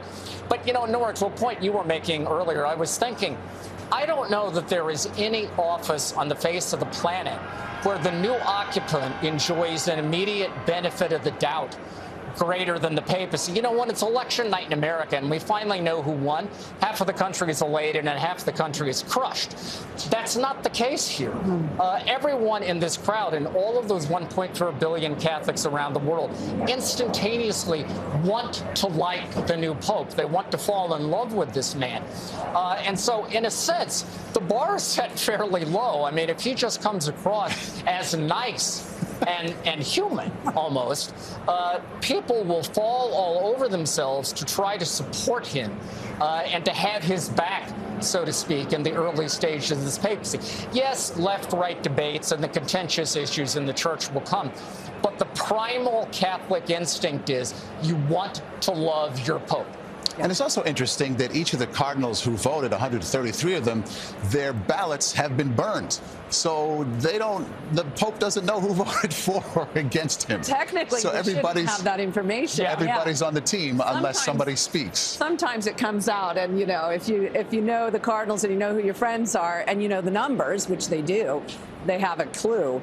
And how popular I think to that point, it is interesting. There have been reports of some horse trading going on, pledges of allegiance in order to give someone votes, in order to set something up. How likely is that, Monsignor, that happened, that someone said, look, if you support me, I may give you this position? It's inevitable. It's inevitable because there is a need to rally behind one candidate. It happened with Pope Benedict, it happened with Pope Francis, and so I really do believe something of that happened today. Certainly, the Pope who's going to come to us, he went forward, but he needed that threshold of 89 votes. That's quite large. Two-thirds. Two-thirds. And certainly one of the other cardinals who was perhaps behind him, the word is perhaps he asked his support reporters to give those votes to the Pope, who will come out on that balcony, isn't it wonderful, in just a few minutes' time. John, what do you just think? To fill out what the Monsignor is not saying, because of course he is a man of the cloth, is there have been reports that if the Secretary of State Parolin is the next Pope, that perhaps there was an agreement that was made with Cardinal Tagle of the Philippines. We don't know if that's true, but I am sharing what some of the rumors were surrounding this, if there were such horse trading and alliance that went on to move this quickly. Are you saying there's politics inside this? And you joke, but there are some people who will be very scandalized to hear that kind of thing because, the traditional Catholic belief is that the conclave unfolds under the guidance of the Holy Spirit. And so some people expect this to be a very pious exercise. But, as the famous medieval Catholic theologian Thomas Aquinas reminded us, grace builds on nature. It doesn't cancel it out. What that means is the fact that there's a spiritual dimension to this process doesn't make it any less human, and therefore doesn't make it any less political. If you're going to get to a 2/3 vote and you're going to do it in 4 ballots, there had to be some kind of sausage grinding going on behind the scenes. Politics, after all, there are people involved, right? This is the world's oldest democratic exercise, and where there is democracy, my friend, there are politics. And as we know from Pope Francis himself, after lunch on the second day, he had a sign that the votes were starting to coalesce behind him. That's exactly what happened. Pope Francis went back as Cardinal Bergoglio. There was a table, lunchtime, with 1 seat left on it. A group of Italian cardinals, and they beckoned Francis to come to their table, and they gave him a question time on what are his positions on liberation theology, on the ordination of women, etc. And Pope Francis says I didn't understand it at that time. But then when he was going to the lift, one of the cardinals asked him, "Is it true you only have 1 lung?" And he said, "No, I have half a lung." But then he said, "It became really dangerous for me. I knew that the election was nearing in on me." Wow. So, Delia, as you hear these crowds singing songs and chanting, almost at a level of a football game, right? And I mean that in terms of a soccer match here in Europe. What do you think of that? Well, I just think it's a beautiful representation of the universal church. That's what Catholic means. And even though many of those people may not be Catholic, I think obviously there is a wonderful attraction to the majesty and pageantry of the election of a new pope who symbolizes this wonderful moral authority for many people, symbolizes a tradition which has great respect around the world. And I think that is why we see so much interest. Why is there so much interest in this? This could just be a thing for Catholics, but it's a thing for the entire world. And we said that before. Even secular people are interested to know who the Pope is. And part of that is because he does stand as a moral authority in fact, in the world. The first address that he will give on this balcony is called the Urbi et Orbi, which means to this city of Rome, I'm the Bishop of Rome, but to the entire world as well. It is 7 p.m. here in Rome, 1 p.m. in the east, and it was just about an hour ago that white smoke billowed from the Sistine Chapel chimney, alerting the world that a new pope was elected. We witnessed it. Oh my gosh, the crowd went wild. Electric moment. It really was. Unlike the nuns right over here were screaming. It was just incredible, a moment people will never forget. The new pontiff will appear. That will happen shortly on the balcony of St. Peter's Basilica. All eyes are trained on that balcony. It was the unbelievable moment. We're going to show it to you here. The crowd realized there was a new leader of the Roman Catholic Church. Listen.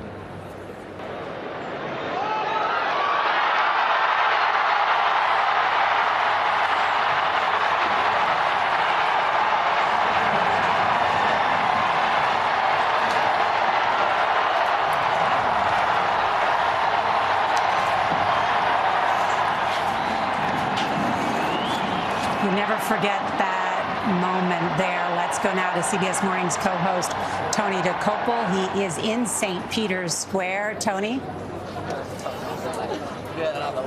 Hey, good to see you guys again. It's so amazing to experience the stages of emotion down here. They had that moment as the smoke came out, which you just played. People had their phones out, of course. They're recording it because they want to share it with folks back home. Then there's the attempt. You see people trying to send the videos and the text. The cell service is so bad it's not going through.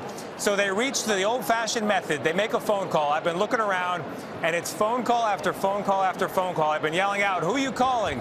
Who are you calling?" It's very often, Mom. You'll never guess where I am. You'll be so happy to know.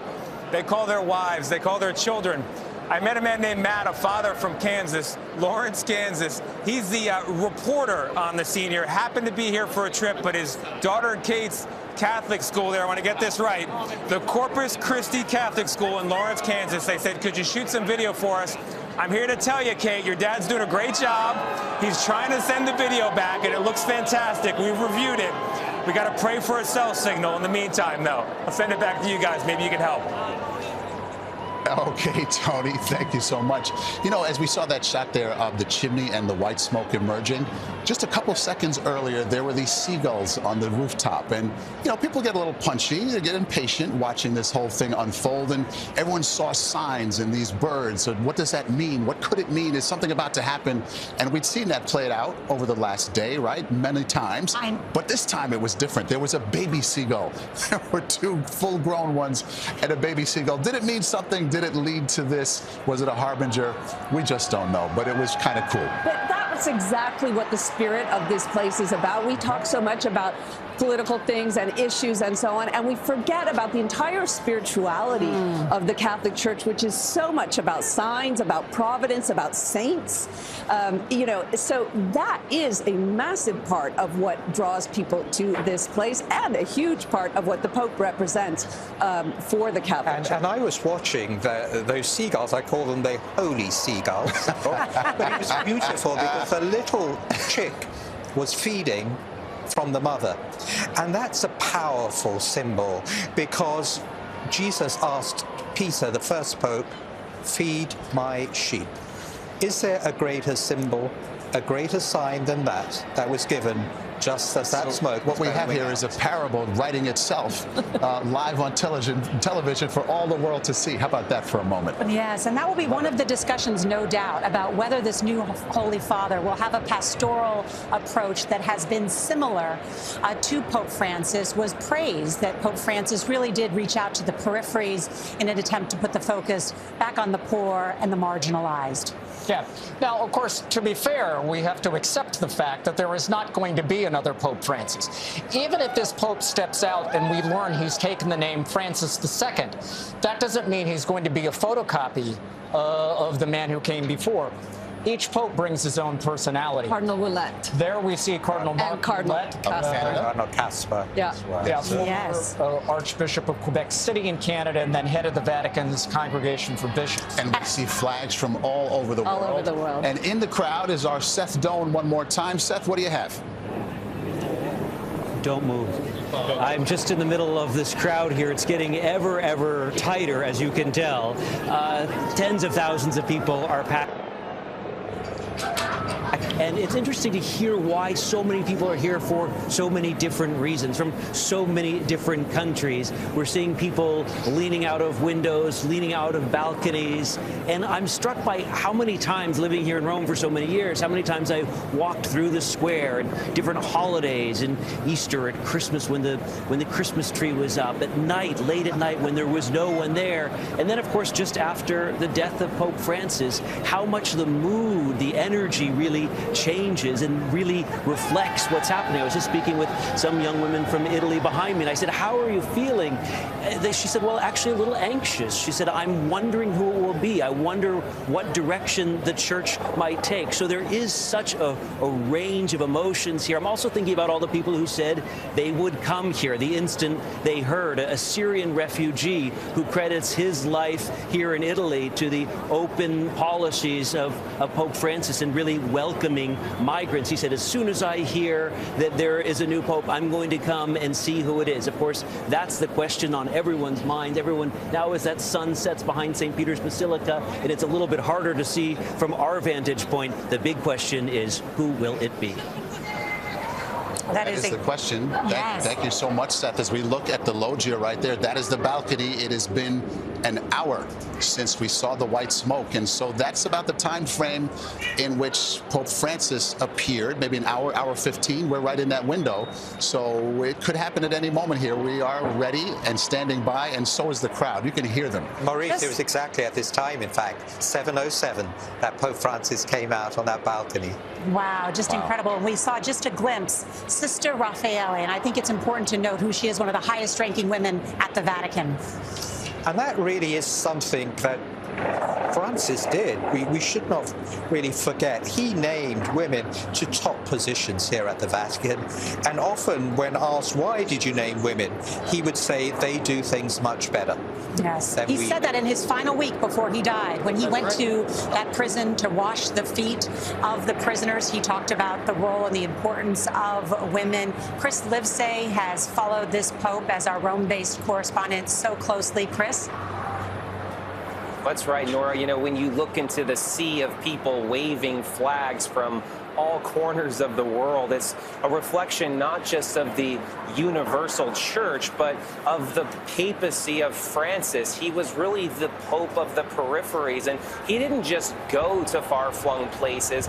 He made new cardinals when he went there. So that periphery could now make its way into St. Peter's. We might see an even more diverse pope than we've seen in a very long time. Remember, John Paul II, with his papacy, kind of blew open that Italian monopoly that had reigned for centuries. And then with Pope Francis, he blew open that European monopoly that had been there even longer. And now there's really an openness, the sense that the next pope could come from places like Africa or Asia, both continents that had very strong popefuls or candidates, contenders for the papacy. As we all watch that balcony, there's a real tapestry of personalities and nationalities that could come out and be our next pope. Okay, Chris, thank you. And as we watch these images, I'm thinking of some of the pilgrims I've met over the past few days. We had a woman we talked with named Liz from Houston. She was supposed to be here at 7 a.m. yesterday, landed instead at 7 a.m. today, had to spend 12 hours on the ground in Newark because of plane issues. She fought through it, spent a night in a hotel, and made it here, and was so excited. She was here in time to see the black smoke, and she was so just popping with excitement as if she had just had an espresso.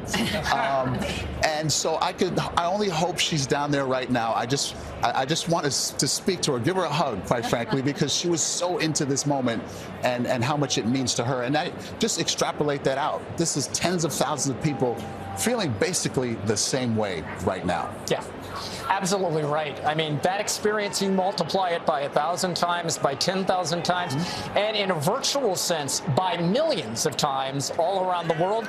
That's what the world is feeling right now. Again, to the point that we've all been making since the beginning, the papacy is an absolutely unique institution on the global stage that is invested with the hopes and dreams and also the fears and the anxieties, not just of the Catholic Church, but in a sense of the whole world. And to a lot of people, the world may seem to be on fire with wars, you know, in the Middle East and in Pakistan and India and, you know, Ukraine and parts of Africa and on and on and on. And there's a need for hope, right? What does the Pope have to say to the people to make them feel better? Well, I think his presence, frankly, speaks more than anything he can actually say. So we have traveled quite a lot with the Pope, Pope Francis, Pope Benedict, Pope John Paul II, around the world. And so a lot of people don't necessarily hear the Pope's speeches, but his presence or the gestures, which John Paul II and Francis were very good at, speak volumes. And I mean, how many of us can think of all of the gestures of Pope Francis, all of the wonderful things that he did here in the square during COVID, blessing the square on his own, or the hugging of the people. That's the kind of presence that I think matters. But Maurice raises a good point, which is if they have chosen a statesman to be the next pope, the former Secretary of State here at the Vatican, that is significant, and certainly the message that the cardinals sent jointly in that statement the very last day on Monday before they went into this lockdown, correct?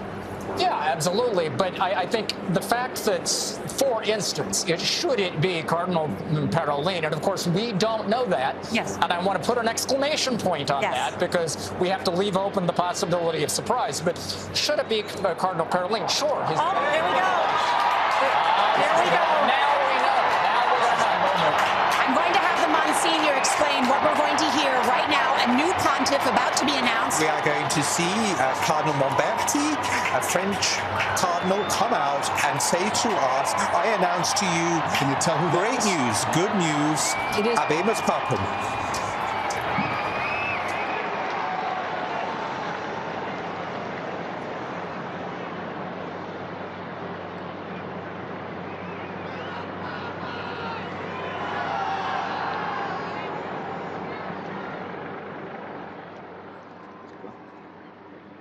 Annuncio vobis gaudium magnum.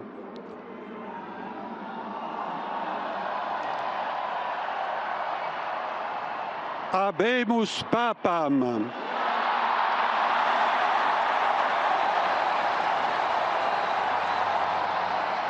Eminentissimum, ac reverendissimum Dominum, Dominum Robertum Franciscum, Sancte Romane Ecclesiae, Cardinalem Prevost, qui sibi nomen imposuit Leonem XIV.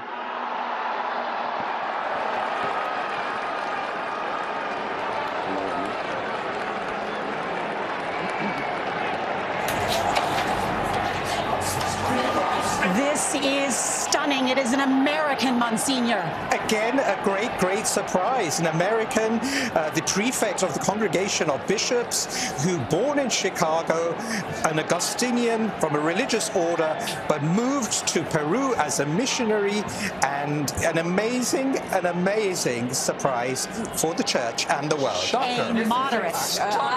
Stunning moment, because of course it used to be said for 2 centuries that the idea of an American pope is unthinkable, and here we have an American successor of Peter. I am absolutely stunned. Never thought an American could be pope. A dark horse, would be the first American-born pope, and while he was born in Chicago, he was a missionary. He spent a lot of time in Peru. This will be a continuation of the pastoral approach of Pope Francis, correct? Absolutely. I mean, we will see what he brings to it. But first of all, I can't believe we have an American pope. That is just amazing. Right. The likelihood of that was near zero as far as everybody was concerned. Now, to be fair, I mean, there was a good deal of chatter around Cardinal Prevost, now Papa Prevost, in the run-up to all of this. But of course, you're right. For a long time, the idea was you can never have an American pope because you can't have a superpower pope. But, you know, the world has changed in the 21st century. America is no longer the world's lone superpower, and these cardinals don't really care about nationality anyway. He also knows many of these bishops really well. Exactly, because he has worked here at the Office of Bishops. That is a vital point. He has pastoral experience in Peru, and he has worked here at the Vatican. That has surely been very decisive. So the imagery of all those cardinals there smiling and looking. Well, I can see Cardinal World there. World, formerly the Archbishop of Washington. You've got to figure he's an excited man right now. Oh, I think the American cardinals must just be thrilled. Yes. Well, so he has a worldwide sort of point of view. As we said, he did a mission in Peru. He served as the head of the Vatican's very powerful dicastery for bishops under Francis for the past 2 years. What does that mean? What did he do? Well, essentially, the dicastery for bishops is responsible for naming bishops all around the world. As I like to say, it is a great way to make friends in the Catholic Church. So he has a lot of friends. He already plays a big role here at the Vatican, no doubt, so he is well known. And I think, interestingly, too, he was a math major at Villanova, which is important as the Vatican's finances are in trouble. Oh, he has got quite a number of good things about him. He is also an Augustinian priest. Which means? Which is an order, and we were just saying today is one of their special feast Our Lady days. of Grace. And John and I were saying earlier, well, maybe that's a sign. He also studied here at the Angelicum, a Dominican university, so he has quite a number of boxes ticked in that. And John, you describe him as someone who could put a positive face on the church. What do you mean? Yeah, well, he is considered a man of great dialogue, a man of great openness, a man of great balance. And let me also say that at a personal level, he is just extremely affable. He is a very nice guy, very easy to like. I think the world will see that tonight. Cardinal Robert Francis Prevost is the next Holy Father. Seth Doan is in the square with some Americans reacting to this news. Seth? Let me tell you, Nora, we were all looking toward that balcony. The crowd, it's like everyone raised 2 feet as we were starting to hear. And then when we heard the name, people looked around and said, an American Pope, an American Pope. And I looked out of my corner of my eye and saw these 3 Americans saying, is it an American Pope? Oh, what are you thinking? Never thought I would have seen the day that there would be an American Pope. Yeah, like, especially now. What do you mean? Expecting this. I wasn't expecting it at all. Like, I left work early. I mean, don't tell my boss, but I'm glad I did. What does it mean to you as Americans to have an American Pope? What do you think it means? What do you hope it means? I mean, it's great. I mean, we're feeling very patriotic. But I think we're still processing. I know, it's still, like, it's so fresh. I mean, I just really hope that, like, this American Pope, he can, keep the train on the tracks rolling that Francesco did. The previous Pope, keep the church moving in the same direction. That's what I hope. I would. It makes people proud. If I can summarize, even there was a gentleman from Paraguay who was standing next to me. His mouth dropped. He said, "An American Pope." That is the feeling here: surprise, shock, excitement, hope. The mix of emotions continues as their space decreases. The emotions increase. Back to you. It's a tribute to Leo. Oh, man. Seth, thank you so much. Pope Leo the 14th. That is the name. Is it the 14th or is it just Leo? It is the 14th. It is Leo the 14th. Let that sink in. What does that mean? It's a wonderful name. The Pope Leo the 13th, and a new Pope always builds on a Pope whose name he takes. Do we have 13th Was a great reformer at the turn of the 20th century. He issued a very major encyclical, Rerum Novarum, on social justice. So what I think we are seeing here is a Pope who is continuing in the footsteps of Pope Francis, at the same time an American who can bring some order to the church's finances here, and a very affable, good man. Let's go down to Tony DeCopel, who is in the square. Tony? Nora, I am an American, Chicago-born. It's a famous line in American literature, a Saul Bellow novel. It could now apparently be the beginning of a memoir for the next Pope. That news that an American-born Pope will soon appear on that balcony has spread through this crowd with a mix of bewilderment, excitement, shock, joy. It has been a marvel to see. The phones were out, of course, in our modern age, to take in the moment of the announcement, this great joy we have a Pope. Immediately afterward, the heads were down as people Googled the name. Who is this person? Where did he come from? American, or is there something else? And of course, there is something else. I would characterize the condition of the crowd here at the moment as still processing, as I send it back to you. Yes. All right, Tony, thank you so much. As we let this sink in, that Pope Leo the 14th, an American, Robert Prevost, Cardinal originally from Chicago, is now the Holy Father. The last thing we were expecting. United States, really? And it's actually happened. So to try to absorb that, let's bring in our panel here. John, what do we think we're going to expect from Leo the 14th, the American? Well, first of all, I have to say I am still dealing with a personal degree of shock here, because I've been covering the Vatican for almost 30 years, but I can tell you this is an absolute first. The new Pope has eaten dinner in my house. My wife and I actually had him to dinner a few months ago. It was a delightful evening, but I can tell you it's taken on a whole new luster now. Right? Does that make you holier or less so? I think it makes me lucky. Yeah. But listen, to your point, what I think people are going to see in Pope Leo the 14th, and it's going to take me a minute to get over calling him Cardinal Prevost, but in any event, I think what people are going to see is a man of great warmth, great accessibility, and a man who I think what he's going to want to do is reach out and kind of gather this crowd and, in a virtual sense, gather the whole world into his arms. And as I said, at a personal level, what I can tell you is that you'll never meet a nicer guy. Wow. Now, let us be clear. There will be debates and there will be question marks about this Pope. For instance, some advocates on behalf of survivors of clerical sexual abuse have raised questions about aspects of Cardinal Provost's record, both when he was the superior of the Augustinians and also when he was in Peru. That's going to have to be unpacked in the days to come. And there will be other question marks that present themselves. But all that said, my prediction is that when we see the new Pope step out on the balcony here in a few moments, most people are going to like what they see. What about him personally? What's he like? Look, well, now you're about to find out. Oh, my gosh.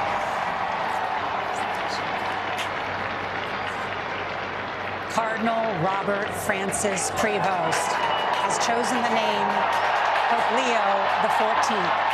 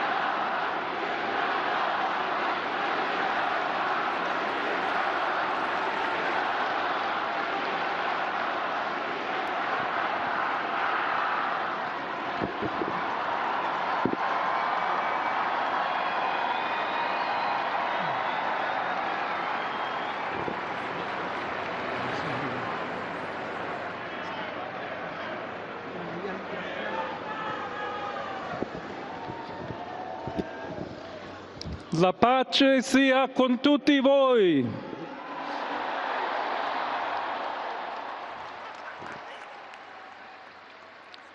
Fratelli, sorelle carissimi, questo è il primo saluto del Cristo risorto, il buon pastore che ha dato la vita per il gregge di Dio. Anch'io vorrei che questo saluto di pace entrasse nel vostro cuore, raggiungesse le vostre famiglie, a tutte le persone, ovunque siano, a tutti i popoli, a tutta la terra. La pace sia con voi.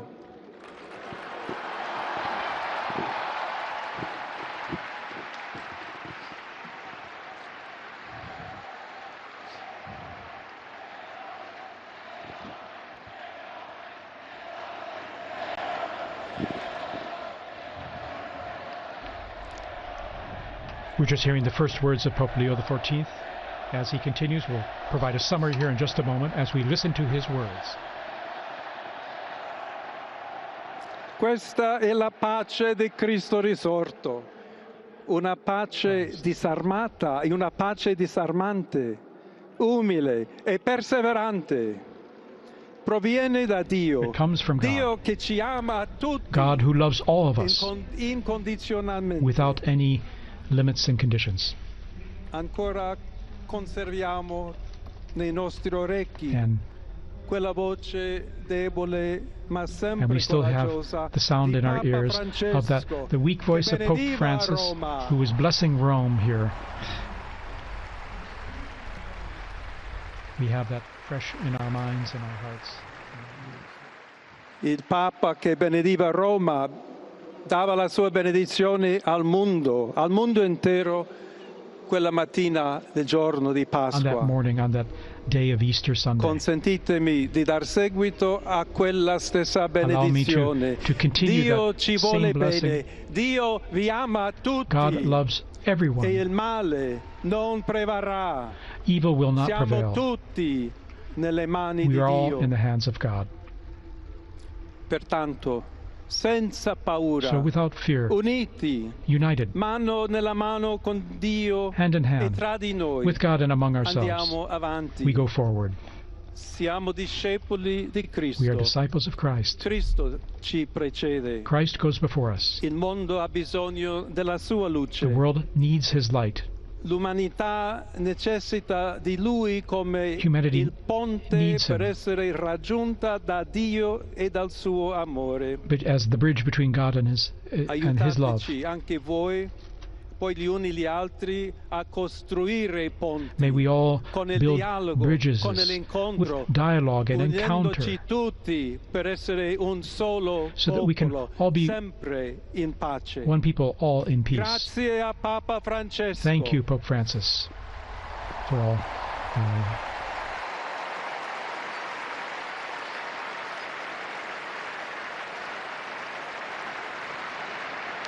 Voglio ringraziare anche tutti i confratelli I'd like cardinali to also che thank my hanno brother cardinals scelto me who chose per essere me to successore di be the Pietro successor of e Peter camminare insieme a voi and to come Chiesa walk along unita, with you, cercando sempre la pace, la giustizia, searching all together for cercando peace and sempre justice, lavorare come uomini and working e donne together, fedeli a Gesù men and women Cristo, faithful senza to Christ, paura, without fear, per proclamare to il Vangelo, to proclaim the per gospel, essere missionari. to be missionaries.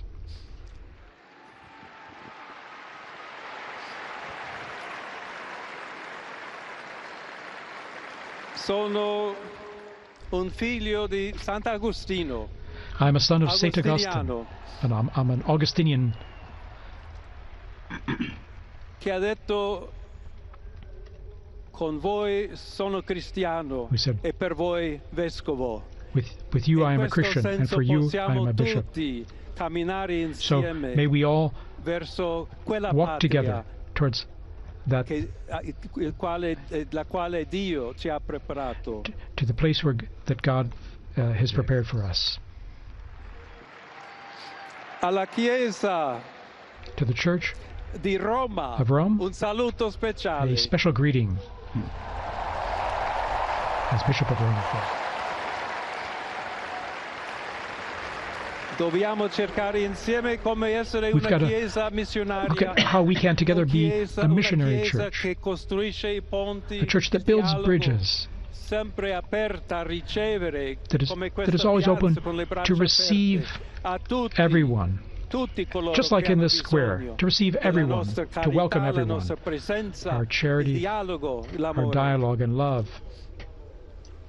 Y se me permiten también una palabra, un saludo. And now, a greeting in Spanish. Please allow me. A todos aquellos, y en modo particular a mi querida diócesis de Chiclayo en el Perú. But especially to the people of my diocese of Chiclayo in Peru, donde un pueblo fiel ha acompañado a su obispo, ha compartido su fe where we had such faithful people accompanying the bishop, and we had such faithful people helping the bishop. To all of you, the people of Rome and of Italy, we need to be a synodal church, a church that's a pilgrim, that shows charity always, and especially is charitable to those who are suffering.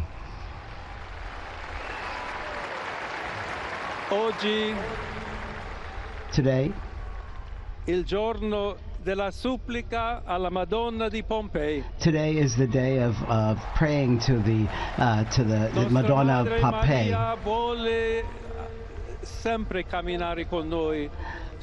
Our Blessed Mother Mary always wants to be close to us. She always wants to intercede for us through her love. So let us pray together for this new mission, for all of the church, for peace in the world, that she will help us give us a special grace, our Mother. Hail Mary, full of grace, the Lord is with you. You are blessed among women, and blessed is the fruit of your womb, Jesus. Holy Mary, Mother of God, pray for us sinners, now and at the hour of our death. Amen.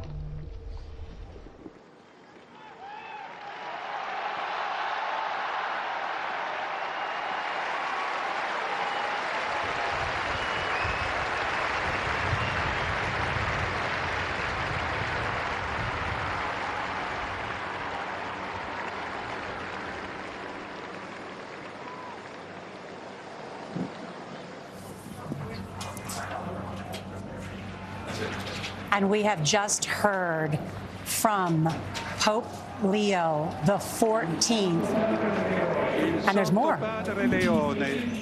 A tutti I fedeli presenti and the Holy Father Pope Leo ricevono la sua benedizione a mezzo della radio, della televisione e delle altre tecnologie through di new technology, online, comunicazione, everywhere. concede l'indulgenza plenaria nella forma stabilita dalla Chiesa. Preghiamo Dio Onnipotente perché conservi a lungo il Papa a guida della Chiesa e conceda pace e unità alla Chiesa in tutto il mondo. And the entire world. Now he'll give this most solemn blessing to the entire world, to all of you joining us. To everyone. So we now prepare ourselves to receive this solemn blessing.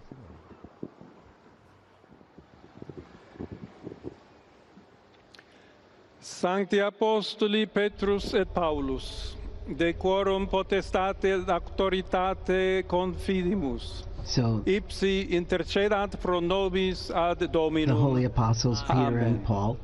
Precibus et meritis Beate Mariae semper Virginis. And we also pray to the Blessed Mary, Beate Ioannis Baptiste, to et Sanctorum Apostolorum Petri et John, Pauli et omnium Sanctorum. Misereatur vestri omnipotens Deus, et dimissis omnibus peccatis vestris, perducat vos Iesus Christus ad vitam aeternam. Amen. Indulgentiam, absolutionem et remissionem omnium peccatorum vestrorum, spatium vere et fructuose penitentiae, cor semper penitens, et emendationem vitae, gratiam et consolationem Sancti Spiritus, et finalem perseverantiam in bonis operibus tribuat vobis omnipotens et misericors Dominus. Amen. Et benedictio Dei omnipotentis, Patris et Filii et Spiritus Sancti descendat super vos et maniat semper.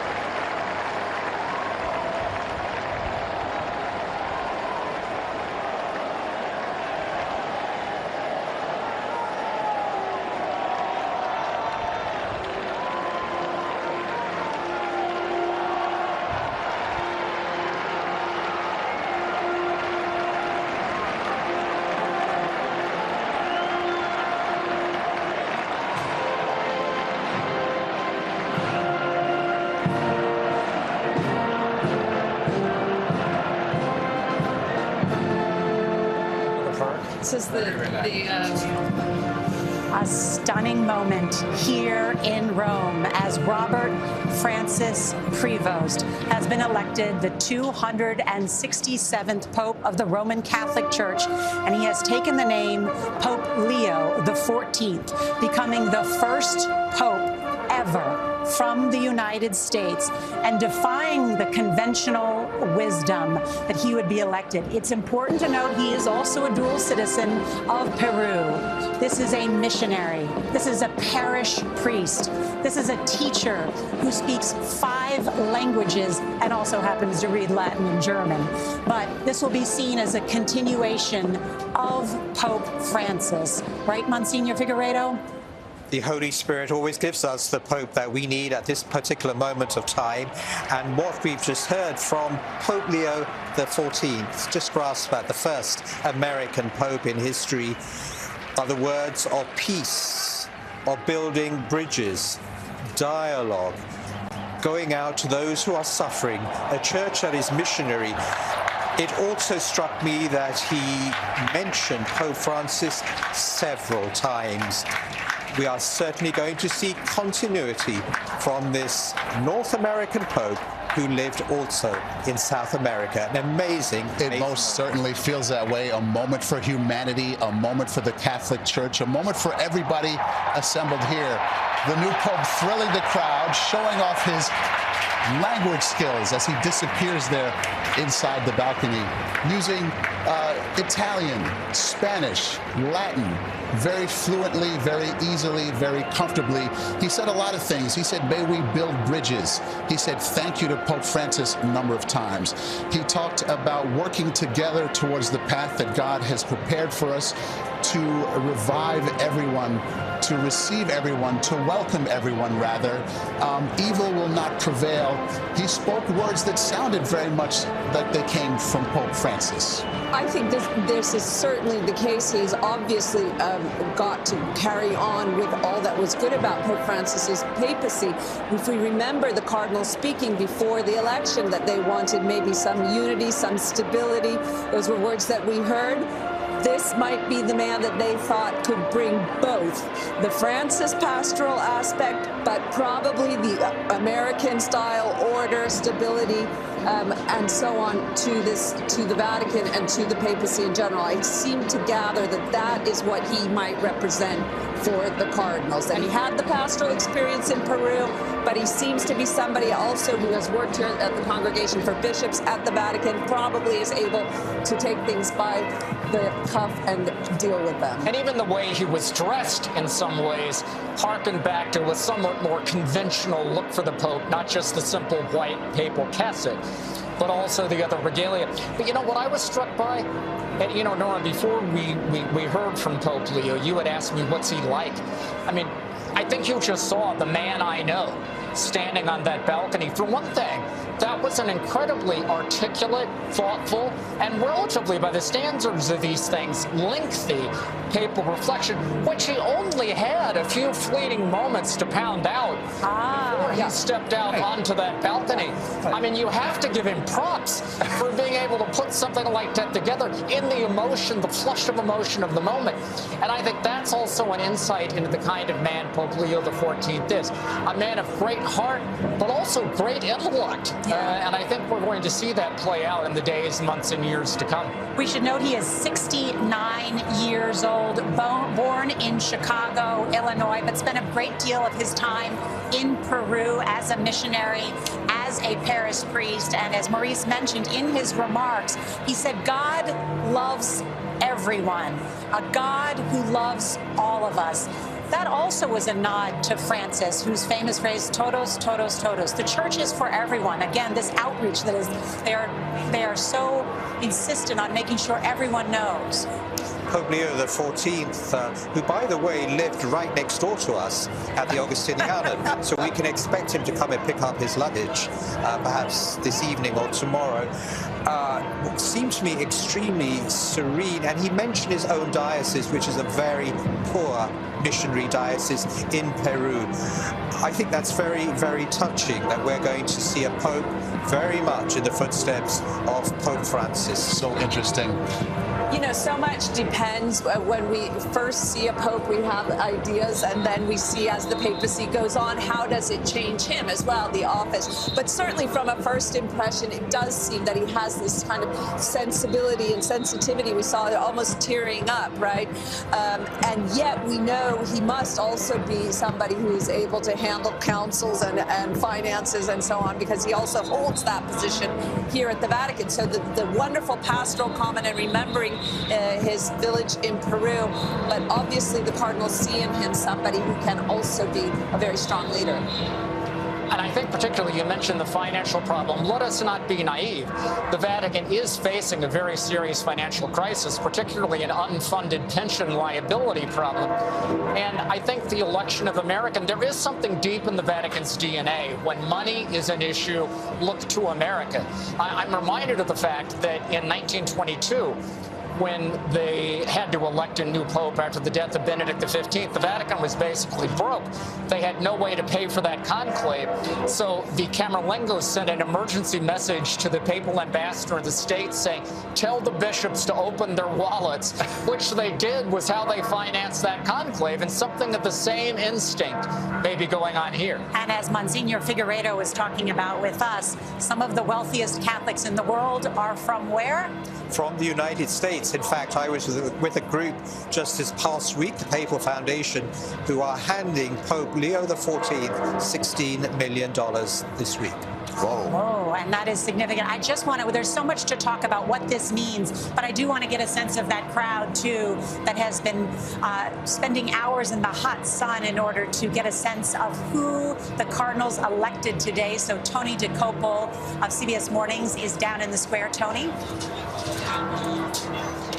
Hey, Nora. Well, the crowd is starting to clear out now, but there's a moment from when the Pope appeared, the new Pope appeared on the loggia, the balcony there, that's going to linger with me for a long time. Like the eyes of the world, my eyes were faced to him towards St. Peter's Basilica, but at a certain point, for some reason, I'm not sure, I turned away and I looked instead at the crowd itself, and you have what seems like all of humanity. I have to pause for a second because a crowd just walked by chanting USA, USA.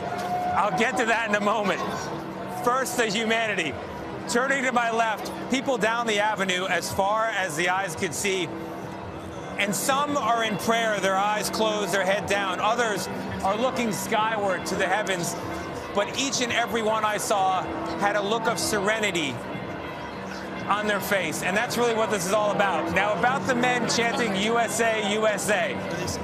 The Americans in the crowd found me. There's another chant. And we looked at each other and said, an American Pope? An American Pope? And then other people that were not American were doubtful. They were, are you sure? Are you sure?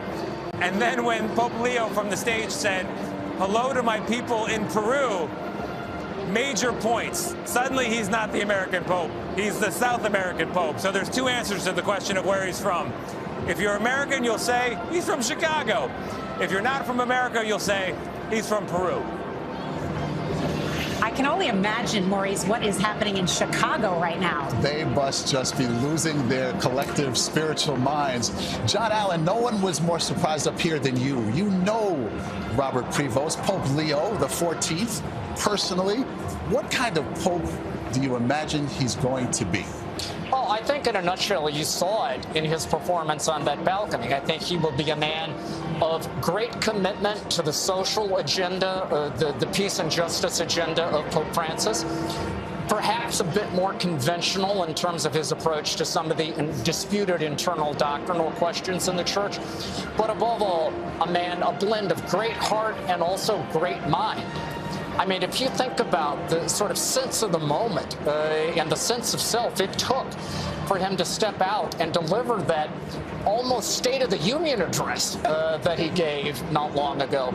I mean, that was the product of a man who has an enormous sense that it's the product of a lifetime's experience of what this role of being Pope means. And as you say, he wrote that in less than an hour. He pounded it out, as it were, and delivered it beautifully and flawlessly.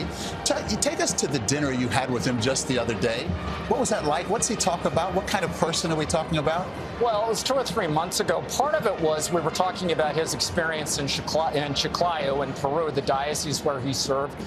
Part of it was just, his experience growing up in Chicago, and, his experience. I had met him first when he was head of the Worldwide Augustinian Order, so we talked a bit about his experience in the order.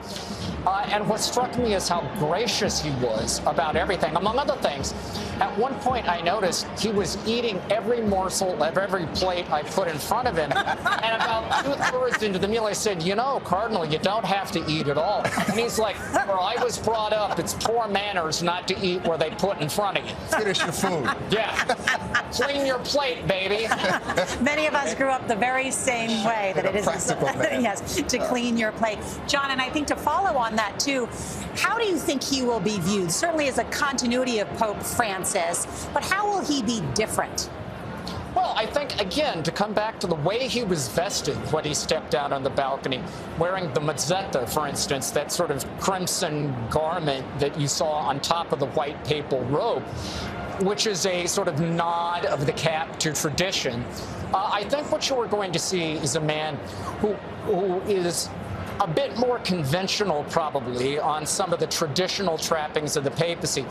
One thing that will be a very interesting tell, by the way, is when we find out where he chooses to live.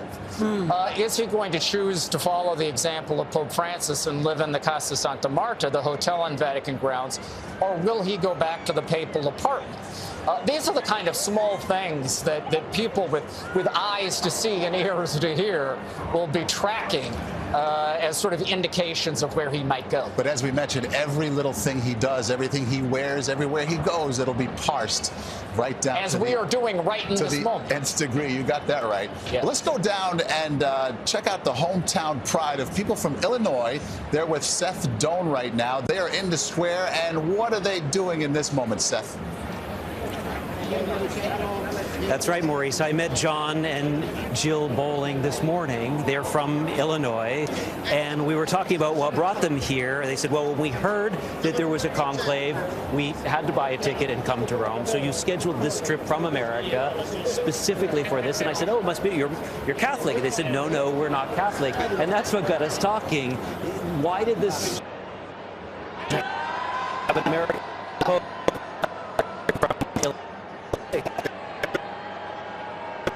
To be here surrounded with people from all over the world, divided in so many ways, and yet united by this moment and with the opportunity to see a new Pope, American of all things, which is amazing.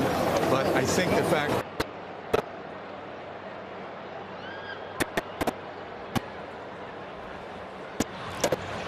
All right, a little trouble there with Seth's signal. We'll come back to Seth in just a little bit. Father Monsignor Figueroa, you talked about not having a father in the spiritual sense after losing Pope Francis. Now you have one. What is that like? What does that mean? I think we really need to remember as well that Pope Leo XIV is an Augustinian. That's a religious order in the Catholic Church, founded by St. Augustine. St. Augustine was a very human man. He knew his own weakness. For many, many years, he lived with a woman. He had an illegitimate son. That is the order that Pope Leo XIV joined as a young man. So we're going to see a very human father, one who knows our weaknesses and loves us. Who will have mercy. Will have mercy. You know, it's interesting, John, as we were talking about and exploring that question of how he may be different than Pope Francis. I know you've said that he's more pragmatic, more cautious, maybe more discreet, but he has also been outspoken on the issue of immigration and migrants, for instance. So he too, like you said, we don't know. He could too also be a revolutionary pope. Oh, very much so. I mean, one thing I think you can take to the bank is that Pope Leo XIV is an extremely thoughtful man. And he is going to believe in his heart, in his soul, that God has put him in this role not to waste it, but to do something special with it. And I think you heard him say he wants to do that in concert with the other cardinals and all those in the church. But I think he realizes he has been chosen to lead. And he is going to want to take advantage of that. And I think on all kinds of issues, immigration is certainly one. I mean, and of course, he understands the immigration issue on both sides of the coin, because as an American, he understands what it's like to be from a receiving nation.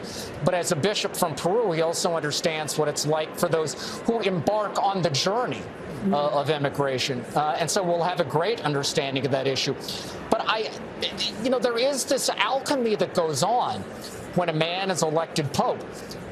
Pope Francis used to say, because it was always so surprising, his reputation in Argentina was being sort of cold, distant, aloof, and yet when he became pope, he became this electric, maverick figure, and people would ask him, where did that come from?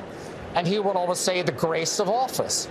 And I think something similar is going to happen with Pope Leo XIV. And as you say, where it may lead, it's difficult to predict at the moment, but it's going to be something electric. Are you able to characterize his worldview over the past few decades, where he stands on issues, how he approaches the issues of the moment? Well, the one thing I would say is that he is not an ideologue. He is like whatever the opposite of an ideologue is, that's him. He has an extremely pragmatic and open approach to issues. I don't think you will find him consistently coming down, either consistently on the left or the right of issues. I think he will strive for balance. And I think there are going to be times where he's going to frustrate conservatives, and there will be other moments when he frustrates liberals, which is probably the dictionary definition of hitting it down the middle. What is remarkable, too, about this choice, an American, the first, who holds dual citizenship in Peru as well, is that he was just named Cardinal by Pope Francis in 2023. Yeah, you wouldn't think that would make him, therefore, a papabile so quickly. So it seems to me also the American factor is very interesting here, because common wisdom has always been, no, an American is too black and white. An American doesn't have that nuance that we have here in the Italian Vatican in order to be part of the Curia even, and to understand how these things work.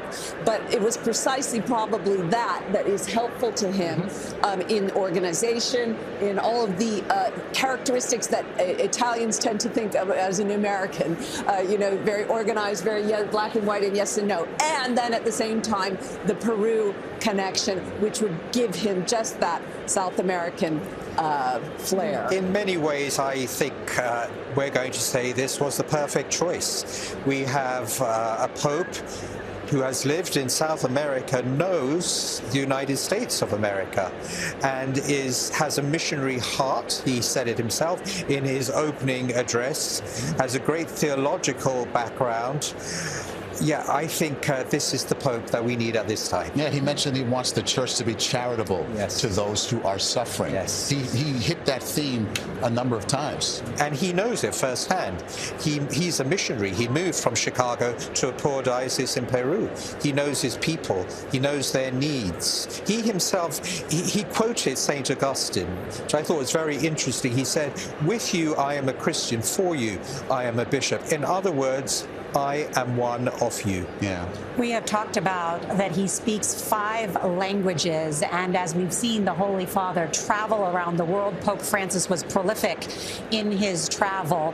I guess we should note the languages that he speaks. In addition to English, he speaks Spanish, which we heard him speak today, Italian, we heard him speak that, French, Portuguese, and then, as I mentioned, he can read Latin and German. How important is that when you go and travel around the world?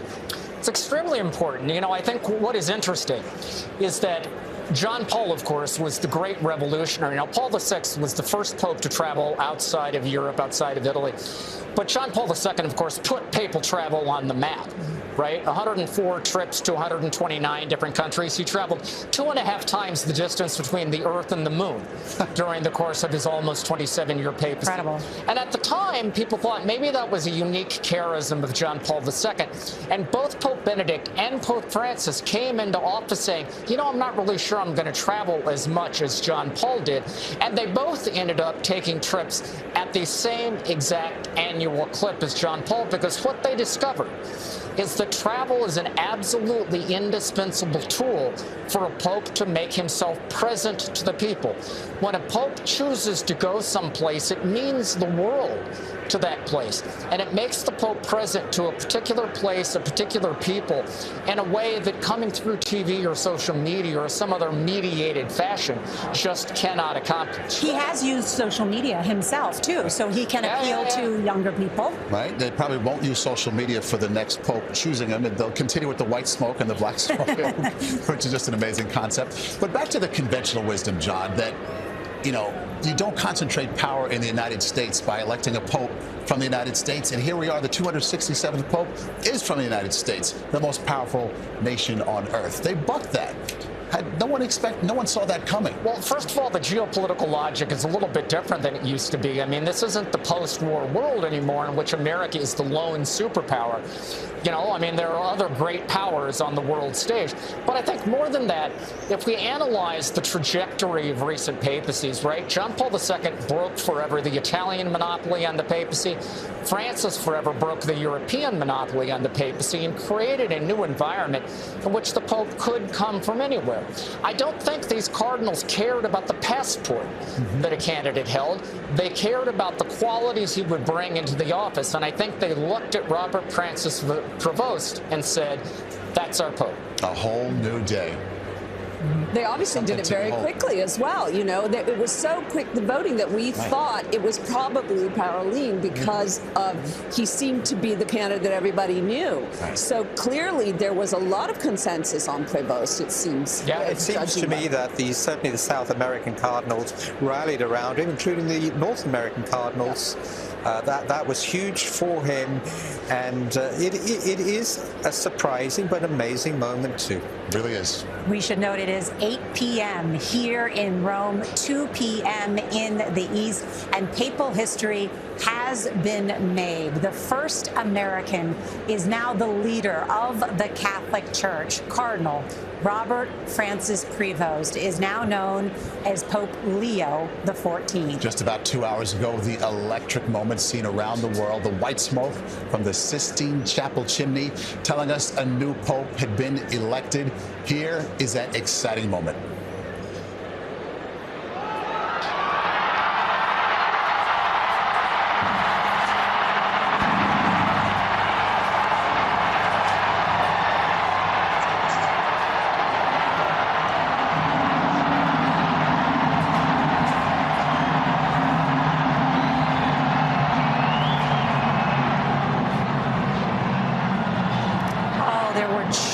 Everywhere, goosebumps, and then an hour later, Pope Leo XIV greeted the world for the first time to grant his Urbi et Orbi a blessing. Take a listen.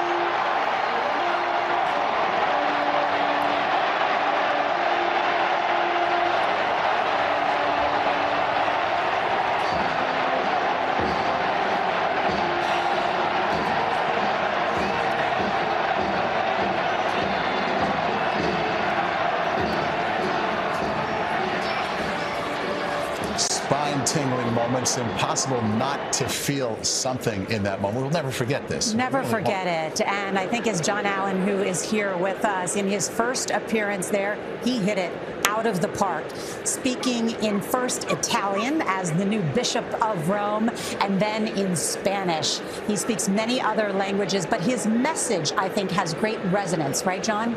Oh, absolutely. I mean, if you think about what he was able to pack into that address, I mean, there was a great homage to Pope Francis that ran through it, but also a great nod to his Augustinian roots. And, as we've been talking about him and his background, we haven't really hit much on the fact that he was twice a leader of his own Augustinian order. He was the superior in Peru, and then he was the superior of the worldwide Augustinian order. So his background as a missionary isn't just South America, it's really the whole world, because the Augustinian order is present straight across the planet. And so he has this sensibility. When he talks about God's love is for everyone, this is a man who, in his own life experience, has embraced that universality. You know, I don't think when Pope Leo XIV, and I'm sorry, I'm still having a hard time getting to calling him Prevost.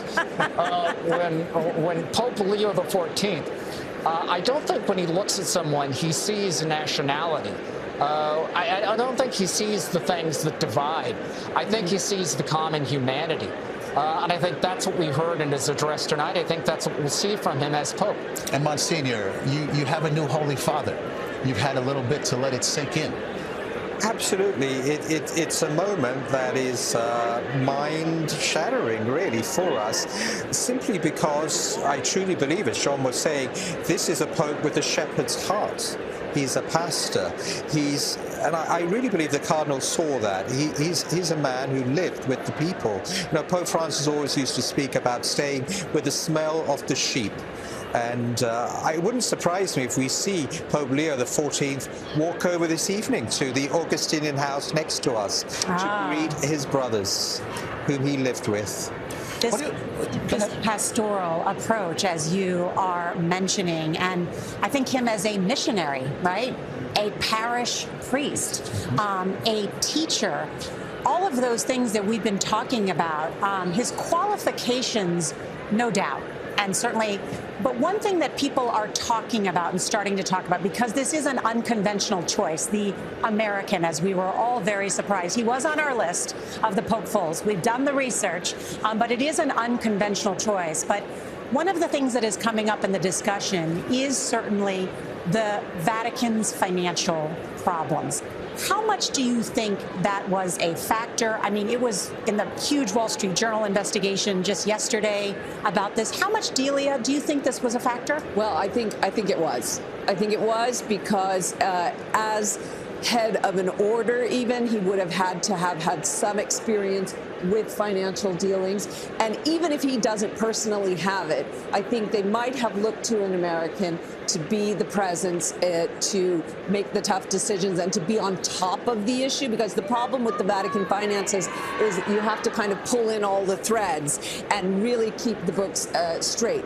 And so I think that was a large part of why they went towards an American. And then, of course, the fact that he has the Peruvian pastoral experience, the combination is just perfect for those kind of issues. As long as we're talking about tough issues here, we can't ignore the church sex abuse situation. And you say there's some tangential, at least, contact with that on the part of the new Pope? Yeah, so there are advocacy groups for the survivors of clerical sexual abuse who have raised critical questions about the new Pope's record.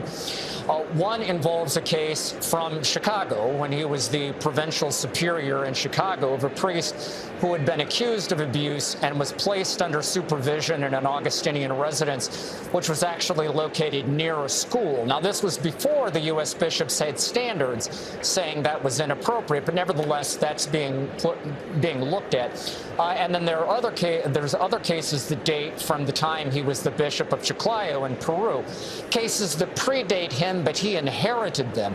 And there have been critical questions raised about how he responded to them. Now, it should be said that those who know the new Pope well have defended his record both in Chicago and in Peru vigorously. And I am sure that this is a conversation we are going to have in the days to come. I will bet you, however, that this is an issue where Pope Leo XIV is going to want to move quickly and aggressively because he understands two things. One, he understands there's been criticism of his record and he's going to need to put that to rest. And number two, especially as an American, he feels in his bones the way that this issue has been a cancer eating away at the Catholic Church for 25 years now. And he's going to feel a special obligation to be on top top of it. Right, and anecdotally, I know of many Catholics who no longer donate or tithe money, because most Catholics will give 10% on Sunday in the collection basket. They no longer tithe to the Catholic Church because of this very issue. So it has become one people feel that the Church has not dealt with adequately. One other big issue is the issue of women in the Church. It is something I spoke with Pope Francis about a year ago, asking him, of course, he has allowed the Church, the Synod, to study that issue about women as deacons. Just yesterday, I was in St. Peter's Square, and Sister Rose from San Diego, who now lives here, approached me. She's been a nun for 60 years, and it's on my Instagram page, and she said to me she wanted Cardinal Prevost because she believes he could advance the cause of women in terms of power positions. So I'm curious what we know about that. Do you see any change coming? Pope Francis was clear to me he does not see women as deacons or priests. Well, the power question is what is the definition of that? So there are women in positions of authority, we would say, here at the Vatican, whether they are nuns or lay women. But the real question at the heart of the women's issue is, can they be ordained? So can they be ordained deacons and then eventually priests? Because there are certain offices at the Vatican which can only be held by a priest bishop. So that's a question which may not move forward under Prevost. I don't know. Certainly Francis has been allowing the study of the question of women deacons, but he hasn't really moved forward on that either. But the question of allowing women to have positions of authority in the Catholic Church without ordination, I see no problem with that. Francis went ahead with that, and I would think the new Pope would also do so. Yeah, I can tell you from personal experience that the dicastery for bishops on several thorny issues has had to work very closely with the dicastery for religious, which is now currently led by a nun, Sister Brambilla. And then Cardinal Prevost, now Pope Leo XIV, has had an extremely close and collegial working relationship with her. So I think he's got a great comfort level with the idea of women in positions of power. I personally would find it extremely surprising if you were to reopen the question of women's ordination to the priesthood. I think that's been made clear by several recent popes. It's kind of a no-fly zone. But I think in all ways short of ordination to the priesthood, I think he is definitely on board in terms of seeing women help run the show. Yeah. Interesting. Let's take you back to one of the special moments of the day, really special moment. Here it is, the moment Senior Cardinal Deacon. This was about how long ago? About an hour and change ago, it made the historic announcement that a new pope had in fact been elected. Let's watch. Habemus Papam.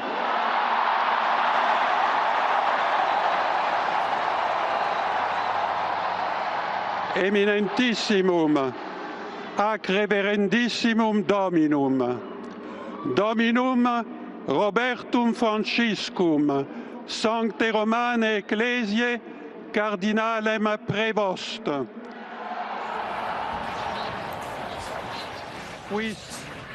Here, we had been sitting all afternoon wondering who this is going to be, when's it going to happen, and we hear, to our shock and surprise, it's an American. It's Prevost from Chicago. On the fourth vote. Right away, and we just were literally blown away, right? Blown away. Totally shocked. I mean, we had done all kinds of research and removed the Americans from the list, thinking not going to happen, right? Because that's the conventional wisdom. And we misled you as well, didn't we? Right, you had us thinking it's going to be an Italian. We were sure it was going to be an Italian. Right, and so here we are now, and you've had a little bit to let it sink in. Where are your thoughts right now? Well, I just, for myself, if we look back, Jesus himself chose the unlikeliest of candidates. Peter would have been the least likely candidate to be the first pope. You know, he denied him 3 times. He ran away from the cross. So we're just seeing a continuity of the first Pope Peter. I was just looking back in terms of an interview he gave as when he became the leader of the dicastery of bishops here at the Vatican, where he has had this powerful position after just becoming cardinal in 2023. And when he got that powerful position, he said, "I still consider myself a missionary."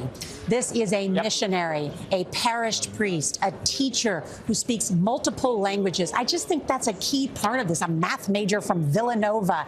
His biography biography tells us a lot about him. Absolutely. A kind of regular guy, the common man like Francis was, but seems to have another part of him which is going to help with a lot of the issues administratively at the Vatican that they wanted.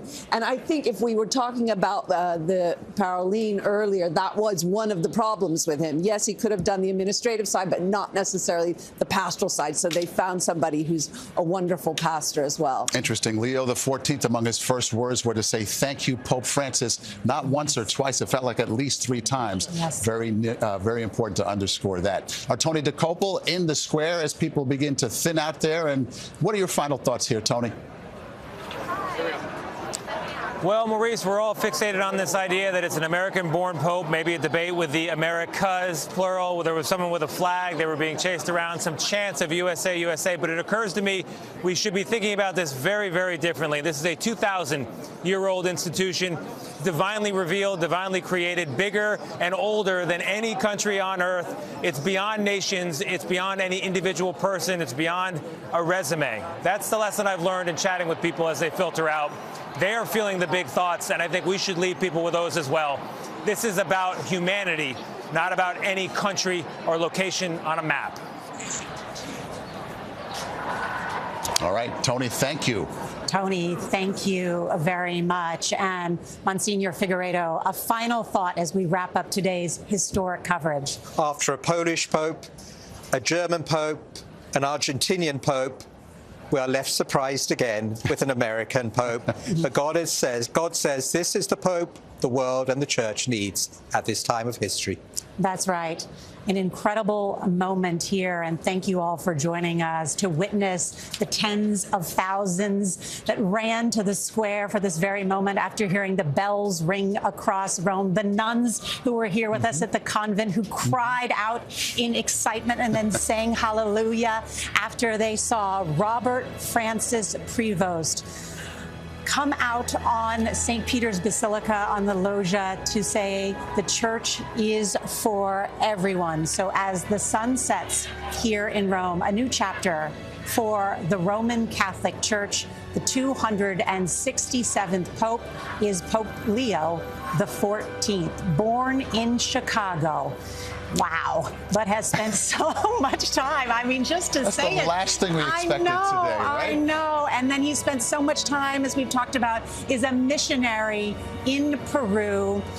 He will no longer be known as Cardinal Prevost, but as we mentioned, Leo XIV, an Augustinian that has such great significance. And we were all here to witness the white smoke appearing just before 6:08 this evening, right here in Rome, signaling that he had secured at least 89 of the votes from the 133 cardinal electors. I've seen this 3 times now, and each time it's different, it's unique, and absolutely incredible. Just 2 days to reach that 2/3 majority.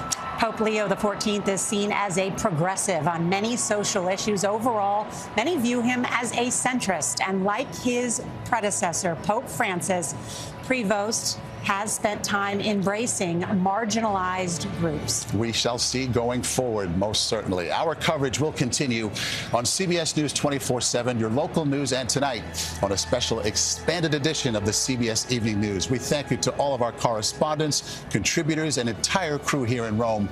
This has been a CBS News Special Report. Alongside Nora O'Donnell, I'm Maurice Dubois. Good day.